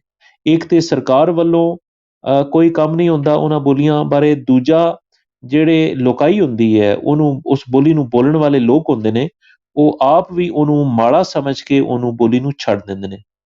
ਸੋ ਦੇਖਦੇ ਹਾਂ ਕਿ ਸਾਡੇ ਪਾਕਿਸਤਾਨੀ ਪੰਜਾਬ ਦੇ ਵਿੱਚ ਵੀ ਇਹੀ ਵਰਤਾਰਾ ਹੋ ਰਿਹਾ ਹੈ ਕਿ ਲੋਕ ਜਿਹੜੇ ਨੇ ਆਪਣੀ ਬੋਲੀ ਨੂੰ ਮਾੜਾ ਸਮਝਦੇ ਨੇ, ਉਹਨੂੰ ਚੰਗਾ ਨਹੀਂ ਸਮਝਦੇ, ਬੱਚਿਆਂ ਦੇ ਨਾਲ ਨਹੀਂ ਬੋਲਦੇ, ਤੇ ਇਹ ਵੀ ਵਜ੍ਹਾ ਹੈ ਕਿ ਬੋਲੀ ਅੱਗੇ ਨਹੀਂ ਵੱਧ ਰਹੀ। ਅਸੀਂ ਦੇਖਦੇ ਹਾਂ ਬਾਜ਼ਾਰਾਂ ਦੇ ਵਿੱਚ, ਸਕੂਲਾਂ ਦੇ ਵਿੱਚ, ਜਿੱਥੇ ਵੀ ਬੱਚੇ ਜਿਹੜੇ ਨੇ ਉਹ ਪੜ੍ਹ ਰਹੇ ਨੇ ਜਾਂ ਖੇਡ ਰਹੇ ਨੇ, ਤਾਂ ਉਹ ਆਪਣੀ ਬੋਲੀ ਨਹੀਂ ਬੋਲ ਰਹੇ, ਉਹ ਕੋਈ ਹੋਰ ਬੋਲੀ ਬੋਲ ਰਹੇ ਨੇ। ਤਾਂ ਮੇਰੇ ਨਜ਼ਦੀਕ ਉਹ ਸੈਂਟਰਲ ਇੰਡੀਅਨ ਲੈਂਗੁਏਜ ਬੋਲ ਰਹੇ ਨੇ, ਜਿਹਨੂੰ ਉਹ ਉਰਦੂ ਸਮਝਦੇ ਨੇ, ਲੇਕਿਨ ਅਸਲ ਦੇ ਵਿੱਚ ਉਹ ਵੈਸਟਰਨ ਹਿੰਦੀ ਹੈ, ਜਿਹੜੀ ਕਿ ਇੱਕ ਡਾਇਲੈਕਟ ਹੈ ਹਿੰਦੀ ਦਾ। ਸੋ ਇਸ ਤਰ੍ਹਾਂ ਸਾਡੇ ਉੱਤੇ ਗਲਬਾ ਹੈ ਪਰਾਈ ਬੋਲੀ ਦਾ। ਇਸ ਦੇ ਨਾਲ ਨਾਲ ਜਿਹੜਾ ਦੂਸਰਾ ਵੱਡਾ ਸਾਨੂੰ ਖਤਰਾ ਹੈ ਉਹ ਅੰਗਰੇਜ਼ੀ ਦਾ ਹੈ। ਇਸ ਵੇਲੇ ਪੰਜਾਬੀ ਜਿਹੜੀ ਹੈ ਉਹਨੂੰ ਅੰਗਰੇਜ਼ੀ ਤੋਂ ਵੀ ਓਨਾ ਹੀ ਖਤਰਾ ਹੈ ਜਿੰਨਾ ਸੈਂਟਰਲ ਇੰਡੀਅਨ ਲੈਂਗੁਏਜ ਦਾ ਹੈ। ਅਸੀਂ ਦੇਖਦੇ ਹਾਂ ਕਿ ਸਕੂਲਾਂ ਦੇ ਵਿੱਚ ਜਿਹੜੇ ਟੀਚਰ ਨੇ ਉਹ ਬੱਚਿਆਂ ਨੂੰ ਹਰ ਚੀਜ਼ ਅੰਗਰੇਜ਼ੀ ਵਿੱਚ ਹੀ ਸਿਖਾ ਰਹੇ ਨੇ, ਜਿਵੇਂ ਕਿ ਗਿਣਤੀ ਹੋ ਗਈ ਜਾਂ ਰੰਗਾਂ ਦੇ ਨਾਂ ਜਾਂ ਮਹੀਨਿਆਂ ਦੇ ਨਾਂ, ਹਫ਼ਤੇ ਦੇ ਦਿਨਾਂ ਦੇ ਨਾਂ, ਇਹ ਸਾਰੇ ਭਾਵੇਂ ਉਰਦੂ ਮੀਡੀਅਮ ਸਕੂਲ ਹੋਵੇ, ਉੱਥੇ ਵੀ ਉਹ ਜਿਹੜੇ ਟੀਚਰ ਨੇ ਉਹ ਬੱਚਿਆਂ ਨੂੰ ਇਹ ਹੀ ਸਿਖਾ ਰਹੇ ਨੇ। ਸੋ ਇਸ ਤਰ੍ਹਾਂ ਅਸੀਂ ਦੇਖ ਰਹੇ ਹਾਂ ਕਿ ਬਹੁਤ ਤੇਜ਼ੀ ਦੇ ਨਾਲ ਸਾਡੀ ਆਪਣੀ ਲਫ਼ਜ਼ਾਲੀ, ਆਪਣੀ ਵੋਕੈਬਲਰੀ ਦਾ ਸਫਾਇਆ ਹੋ ਰਿਹਾ ਸਾਡੀ ਧਰਤੀ ਉੱਤੇ, ਕਿਉਂਕਿ ਸਕੂਲਾਂ ਦੇ ਵਿੱਚ ਜਿਹੜੇ ਬੱਚੇ ਪੜ੍ਹ ਕੇ ਵੱਡੇ ਹੋ ਰਹੇ ਨੇ ਉਹਨਾਂ ਨੂੰ ਸਾਡੀ ਗਿਣਤੀ ਨਹੀਂ ਆਉਂਦੀ ਲੋਕਲ ਆਪਣੀ ਬੋਲੀਆਂ ਦੇ ਵਿੱਚ, ਖਾਸ ਤੌਰ 'ਤੇ ਮੈਂ ਪੰਜਾਬੀ ਦੀ ਗੱਲ ਕਰਾਂ ਤਾਂ ਉਹਨਾਂ ਨੂੰ ਬਾਕੀ ਇਹ ਸਾਰੀਆਂ ਚੀਜ਼ਾਂ, ਰੰਗਾਂ ਦੇ ਨਾਂ ਨਹੀਂ ਆਉਂਦੇ, ਕਿਉਂਕਿ ਬਾਜ਼ਾਰਾਂ ਦੇ ਵਿੱਚ ਅਸੀਂ ਜਾਂਦੇ ਹਾਂ ਤਾਂ ਦੁਕਾਨਦਾਰ ਵੀ ਜਿਹੜੀ ਗਿਣਤੀ ਹੈ ਉਹ ਅੰਗਰੇਜ਼ੀ ਦੇ ਵਰਤ ਰਹੇ ਨੇ, ਦੁਕਾਨਦਾਰ ਰੰਗਾਂ ਦੇ ਨਾਂ ਅੰਗਰੇਜ਼ੀ ਦੇ ਵਰਤ ਰਹੇ ਨੇ, ਇਹ ਸਾਰਾ ਕੁਝ ਅੰਗਰੇਜ਼ੀ ਦੇ ਵਰਤਦੇ ਰਹੇ ਨੇ। ਇਸ ਵਜ੍ਹਾ ਤੋਂ ਅਸੀਂ ਸਮਝਦੇ ਹਾਂ ਕਿ ਅੰਗਰੇਜ਼ੀ ਦਾ ਵੀ ਇੱਕ ਪ੍ਰੈਸ਼ਰ ਹੈ ਸਾਡੇ ਉੱਤੇ ਬੋਲੀ ਨੂੰ ਮਾਰਨ ਦੇ ਵਿੱਚ। ਜਿਹੜੇ ਲੋਕੀ ਸਾਡੇ ਅੰਗਰੇਜ਼ੀ ਦੀ ਹਿਮਾਇਤ ਕਰਦੇ ਨੇ, ਉਹ ਇਹ ਕਹਿੰਦੇ ਨੇ ਕਿ ਅੰਗਰੇਜ਼ੀ ਇੱਕ ਇੰਟਰਨੈਸ਼ਨਲ ਲੈਂਗੁਏਜ ਹੈ, ਇਹ ਪੜ੍ਹਾਈ ਦੀ ਬੋਲੀ ਹੈ, ਇਹਦੇ ਵਿੱਚ ਜਿਹੜੀ ਹੈ ਟੈਕਨੀਕਲ ਐਜੂਕੇਸ਼ਨ ਹੈ, ਸਾਰਾ ਕੁਛ ਹੈ, ਉਹ ਆਪਣੀ ਥਾਂ ਤੇ। ਲੇਕਿਨ ਜਦੋਂ ਇਹ ਸਾਡੀ ਬੋਲੀ ਦਾ ਸਫਾਇਆ ਕਰੇਗੀ ਤਾਂ ਇਹ ਸਾਡੇ ਵਾਸਤੇ ਨੁਕਸਾਨਦੇਹ ਹੈ। ਸਾਨੂੰ ਇਹ ਵੀ ਧਿਆਨ 'ਚ ਰੱਖਣਾ ਚਾਹੀਦਾ ਹੈ ਕਿ ਕਿੱਥੋਂ-ਕਿੱਥੋਂ ਸਾਡੀ ਬੋਲੀ ਦਾ ਸਫਾਇਆ ਹੋ ਰਿਹਾ ਹੈ। ਇੱਕ ਤੇ ਸੈਂਟਰਲ ਇੰਡੀਅਨ ਲੈਂਗੁਏਜ ਕਰ ਰਹੀ ਹੈ ਸਫਾਇਆ, ਇੱਕ ਪ੍ਰੈਸ਼ਰ ਹੈ ਉਹਦਾ, ਉਹਦੇ ਨਾਲ ਪੂਰੇ ਇੰਡੀਆ ਦਾ ਮੀਡੀਆ ਹੈ, ਬੰਬਈ ਦੀਆਂ ਫਿਲਮਾਂ, ਇੰਡੀਆ ਦੇ ਪੂਰਾ ਗਾਣੇ, ਫਿਲਮਾਂ, ਪੂਰਾ ਜਿਹੜਾ ਟੀਵੀ ਚੈਨਲ, ਉਹ ਮੀਡੀਆ ਸੈਂਟਰਲ ਇੰਡੀਅਨ ਲੈਂਗੁਏਜ ਨੂੰ ਪ੍ਰੋਜੈਕਟ ਕਰ ਰਿਹਾ ਹੈ ਇੰਡਸ ਵੈਲੀ ਦੇ ਉੱਤੇ। ਤੇ ਇੰਡਸ ਵੈਲੀ ਦੀ ਜਿਹੜੀ ਬੋਲੀ ਹੈ, ਸਿੰਧੀ ਤੇ ਪੰਜਾਬੀ, ਇਹ ਦੋ ਵੱਡੀਆਂ ਬੋਲੀਆਂ ਨੇ ਇੱਥੋਂ ਦੀਆਂ, ਇਹਨਾਂ ਦੇ ਉੱਤੇ ਜਿਹੜਾ ਪ੍ਰੈਸ਼ਰ ਹੈ ਉਹ ਹੈ ਸੈਂਟਰਲ ਇੰਡੀਆ ਦਾ ਬਹੁਤ ਜ਼ਿਆਦਾ। ਸਾਨੂੰ ਇਹਦੇ ਬਾਰੇ ਵੀ ਸੋਚਣ ਦੀ ਲੋੜ ਹੈ। ਫਿਰ ਜਿਹੜਾ 8ਵਾਂ ਪੁਆਇੰਟ ਹੈ ਉਹ ਹੈ community members attitudes towards their own language, ਯਾਨੀ ਆਪਣੀ ਮਾਂ ਬੋਲੀ ਬਾਰੇ ਲੋਕਾਈ ਦਾ ਰਵੱਈਆ। ਅੱਛਾ, ਅਸੀਂ ਇਹ ਦੇਖਦੇ ਹਾਂ ਕਿ ਆਮ ਤੌਰ ਤੇ ਆਪਣੀ ਬੋਲੀ ਬਾਰੇ ਲੋਕਾਂ ਦਾ ਰਵੱਈਆ ਕਦੇ ਵੀ ਨਿਊਟਰਲ ਨਹੀਂ ਹੁੰਦਾ। ਜਾਂ ਤੇ ਲੋਕੀ ਆਪਣੀ ਬੋਲੀ ਨਾਲ ਬਹੁਤ ਪੱਕੀ ਜੁੜਤ ਰੱਖੀ ਹੁੰਦੀ ਹੈ ਲੋਕਾਂ ਨੇ, ਉਹ ਇਹਨੂੰ ਪਛਾਣ ਸਮਝਦੇ ਨੇ ਤੇ ਇਹਦੇ ਵਧਾ ਦੇ ਚਾਹਵਾਨ ਹੁੰਦੇ ਨੇ। ਦੂਜੇ ਪਾਸੇ ਅਸੀਂ ਵੇਖਦੇ ਹਾਂ ਕਿ ਕੁਛ ਕਮਿਊਨਿਟੀਜ਼ ਜਿਹੜੀਆਂ ਨੇ ਉਹ ਐਸੀਆਂ ਨੇ ਕਿ ਉਹ ਆਪਣੀ ਬੋਲੀ ਬੋਲਣ ਤੋਂ ਸ਼ਰਮਾਉਂਦੀਆਂ ਨੇ ਤੇ ਇਹਨੂੰ ਅੱਗੇ ਵਧਾਉਣ ਬਾਰੇ ਸੋਚਦੇ ਵੀ ਨਹੀਂ ਨੇ। ਬਲਕਿ ਕੁਛ ਲੋਕੀ ਤਾਂ ਇਹੋ ਜਿਹੇ ਵੀ ਨੇ ਜਿਹੜੇ ਆਪਣੀ ਵਟਕਿਆਂ ਦੀ ਬੋਲੀ ਨੂੰ ਫਜ਼ੂਲ ਸਮਝ ਕੇ ਇਹਦੇ ਵਰਤਣ ਦੇ ਖਿਲਾਫ ਵੀ ਹੁੰਦੇ ਨੇ। ਸੋ ਅਸੀਂ ਦੇਖਦੇ ਹਾਂ ਕਿ ਜਦੋਂ ਕਿਸੇ ਕਮਿਊਨਿਟੀ ਦਾ ਆਪਣੀ ਬੋਲੀ ਬਾਰੇ ਰਵੱਈਆ ਪੋਜ਼ਿਟਿਵ ਹੁੰਦਾ ਹੈ ਤਾਂ ਫਿਰ ਉਹ ਉਹਨੂੰ ਤਰੱਕੀ ਕਰਦਾ ਹੋਇਆ ਵੇਖਣਾ ਚਾਹੁੰਦੇ ਨੇ, ਉਹ ਉਹਨੂੰ ਆਪਣੀ ਪਛਾਣ ਦੀ ਇੱਕ ਸਿੰਬਲ ਬਣਾ ਕੇ ਪੇਸ਼ ਕਰਦੇ ਨੇ। ਇਹੋ ਜਿਹੀ ਜਿਹੜੀ ਕੌਮ ਹੁੰਦੀ ਹੈ ਜਿਹਨੂੰ ਆਪਣੀ ਬੋਲੀ ਨਾਲ ਜੁੜਤ ਹੁੰਦੀ ਹੈ, ਉਹ ਫਿਰ ਆਪਣੇ ਕਲਚਰ ਬਾਰੇ ਵੀ ਸੁਚੇਤ ਹੁੰਦੀ ਹੈ, ਆਪਣੇ ਵਿਰਸੇ ਨੂੰ ਸਾਂਭਣਾ ਚਾਹੁੰਦੀ ਹੈ ਇਹੋ ਜਿਹੀ ਕੌਮ। ਤੇ ਦੂਜੇ ਪਾਸੇ ਜਿਹੜੀ ਕਮਿਊਨਿਟੀ ਹੈ ਜਿਹਨੂੰ ਆਪਣੀ ਬੋਲੀ ਦੇ ਨਾਲ ਸ਼ਰਮਿੰਦਗੀ ਹੁੰਦੀ ਹੈ, ਕਲਚਰ ਸ਼ੇਮ ਹੁੰਦਾ ਹੈ, ਉਹ ਫਿਰ ਬੋਲੀ ਤੋਂ ਵੀ ਸ਼ਰਮਾਂਦੀ ਹੈ, ਆਪਣੇ ਕਲਚਰ ਤੋਂ ਵੀ ਸ਼ਰਮਾਂਦੀ ਹੈ, ਆਪਣੇ ਵਿਰਸੇ ਤੋਂ ਵੀ, ਆਪਣੀ ਤਾਰੀਖ ਤੋਂ ਵੀ ਸ਼ਰਮਾਂਦੀ ਹੈ। ਬਲਕਿ ਉਹ ਕਮਿਊਨਿਟੀ ਉਹਨੂੰ, ਆਪਣੀ ਬੋਲੀ ਨੂੰ, ਆਪਣੀ ਜਿਹੜੀ ਗਰੋਥ ਹੈ, ਇਕਨੋਮਿਕ ਗਰੋਥ ਜਾਂ ਸੋਸ਼ਲ ਗਰੋਥ, ਉਹਦੇ ਵਿੱਚ ਰੁਕਾਵਟ ਸਮਝਣ ਲੱਗ ਪੈਂਦੀ ਹੈ। ਤਾਂ ਲੋਕੀ ਛੇਤੀ ਤੋਂ ਛੇਤੀ ਆਪਣੀ ਬੋਲੀ ਤੋਂ ਪਿੱਛਾ ਛੁਡਾਉਣ ਦੀ ਕੋਸ਼ਿਸ਼ ਕਰਦੇ ਨੇ।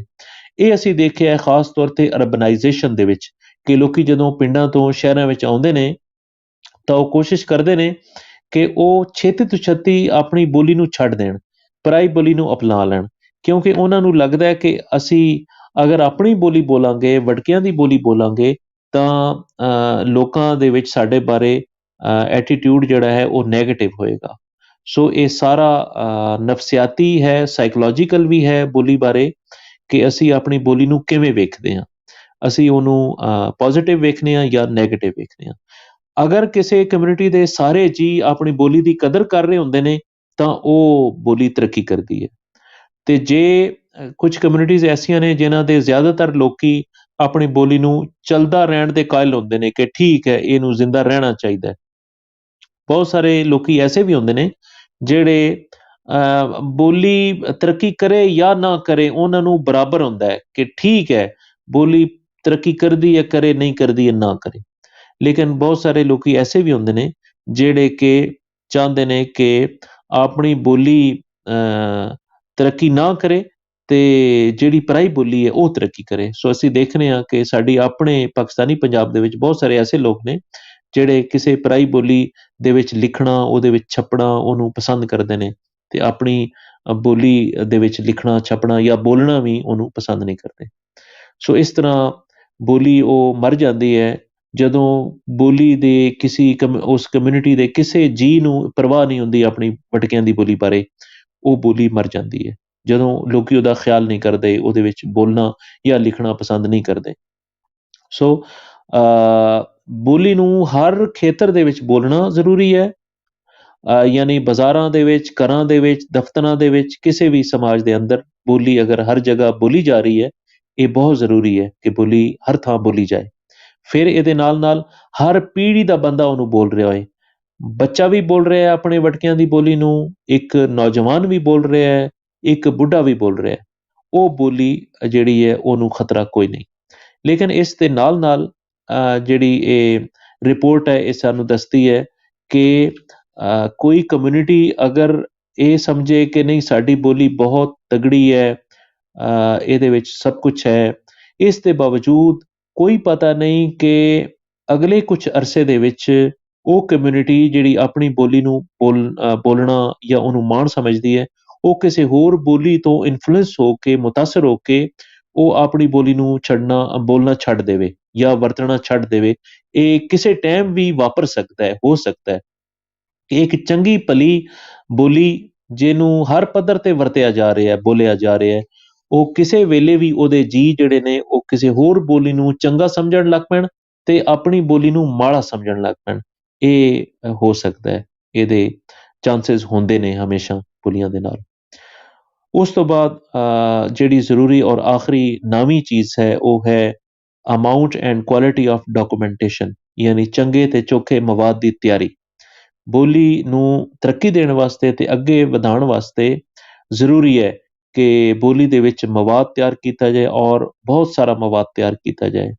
ਲਿਖਣ ਦਾ ਮਵਾਦ ਹੋਏ ਜਾਂ ਹੁਣ ਸਾਡੇ ਕੋਲ ਜਿਹੜੇ ਖੇਤਰ ਨੇ ਉਹ ਵੱਧ ਗਏ ਨੇ। ਮਿਸਾਲ ਦੇ ਤੌਰ ਤੇ ਸਾਡੇ ਕੋਲ ਇੰਟਰਨੈਟ ਆ ਗਿਆ ਹੈ, ਸਾਡੇ ਕੋਲ ਵੈਬਸਾਈਟਾਂ ਨੇ, ਸਾਡੇ ਕੋਲ ਸੋਸ਼ਲ ਮੀਡੀਆ ਹੈ, ਸਾਡੇ ਕੋਲ ਹੋਰ ਚੀਜ਼ਾਂ ਨੇ ਜਿਵੇਂ YouTube ਹੈ।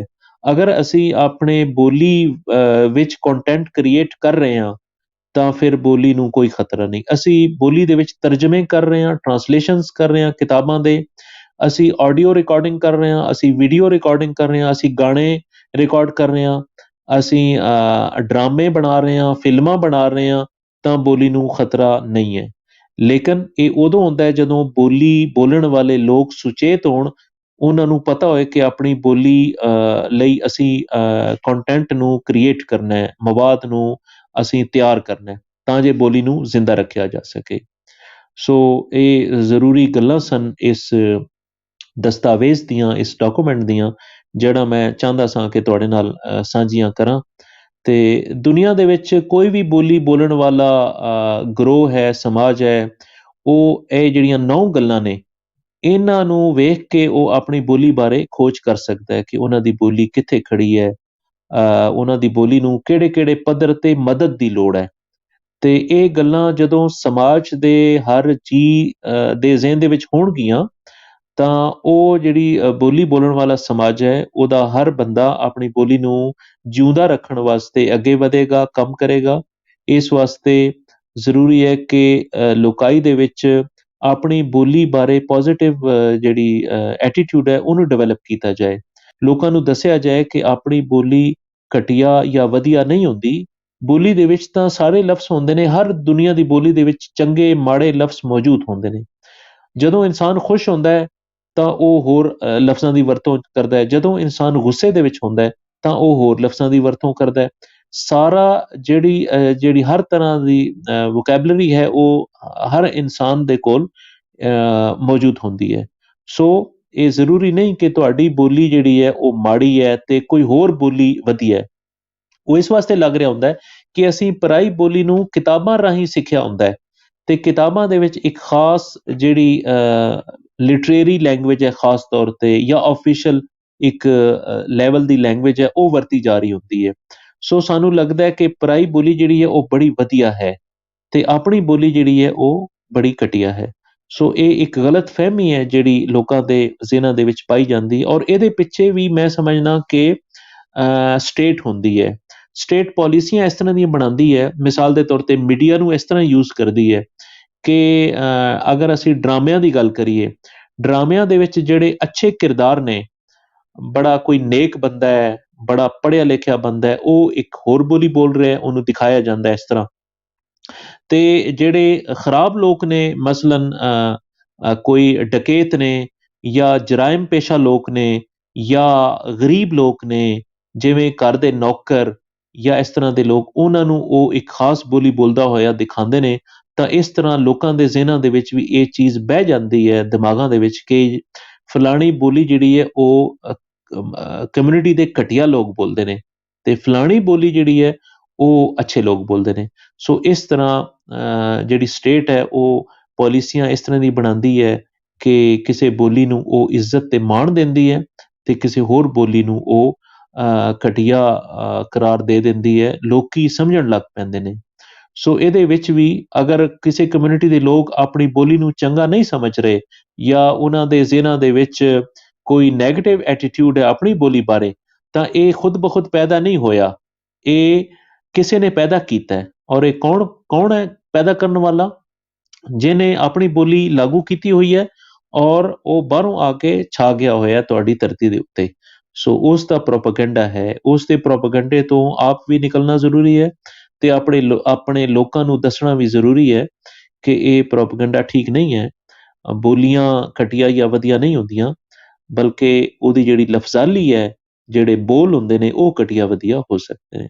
ਤੇ ਮੈਂ ਤੁਹਾਡਾ ਬਹੁਤ ਬਹੁਤ ਸ਼ੁਕਰਗੁਜ਼ਾਰ ਹਾਂ ਕਿ ਤੁਸੀਂ ਮੈਨੂੰ ਮੌਕਾ ਦਿੱਤਾ ਗੱਲਬਾਤ ਕਰਨ ਦਾ, ਤੇ ਮੈਨੂੰ ਬਹੁਤ ਵਧੀਆ ਲੱਗਿਆ ਕਿ ਇਹ ਸਾਰੀਆਂ ਗੱਲਾਂ ਲੋਕਾਂ ਤੱਕ ਪਹੁੰਚਣ, ਤੇ ਅਸੀਂ ਇਹਨਾਂ ਗੱਲਾਂ ਦੇ ਬਾਰੇ ਸੋਚੀਏ, ਗੱਲ ਕਰੀਏ, ਜਿੱਥੇ ਵੀ ਸਾਨੂੰ ਮੌਕਾ ਮਿਲਦਾ ਹੈ ਬੋਲੀ ਦੇ ਮਸਲਿਆਂ ਬਾਰੇ ਗੱਲ ਕਰਨ ਦਾ, ਤਾਂ ਇਹ ਜਿਹੜੀਆਂ ਗੱਲਾਂ ਨੇ ਇਹ ਅਸੀਂ ਲੋਕਾਂ ਦੇ ਨਾਲ ਸਾਂਝੀਆਂ ਕਰੀਏ, ਆਪਣੀ ਕਮਿਊਨਿਟੀ ਨੂੰ ਦੱਸੀਏ ਕਿ ਬੋਲੀ ਵਿਰਸਾ ਹੁੰਦੀ ਹੈ, ਇਹ ਸੀਨਾ ਬਸੀਨਾ ਨਸਲਾਂ ਤੋਂ ਚਲਦੀ ਹੋਈ ਸਾਡੇ ਤੱਕ ਪਹੁੰਚੀ ਹੈ, ਅਸੀਂ ਇਹਨੂੰ ਅਗਲੀ ਨਸਲ ਤੱਕ ਪਹੁੰਚਾਉਣਾ ਹੈ।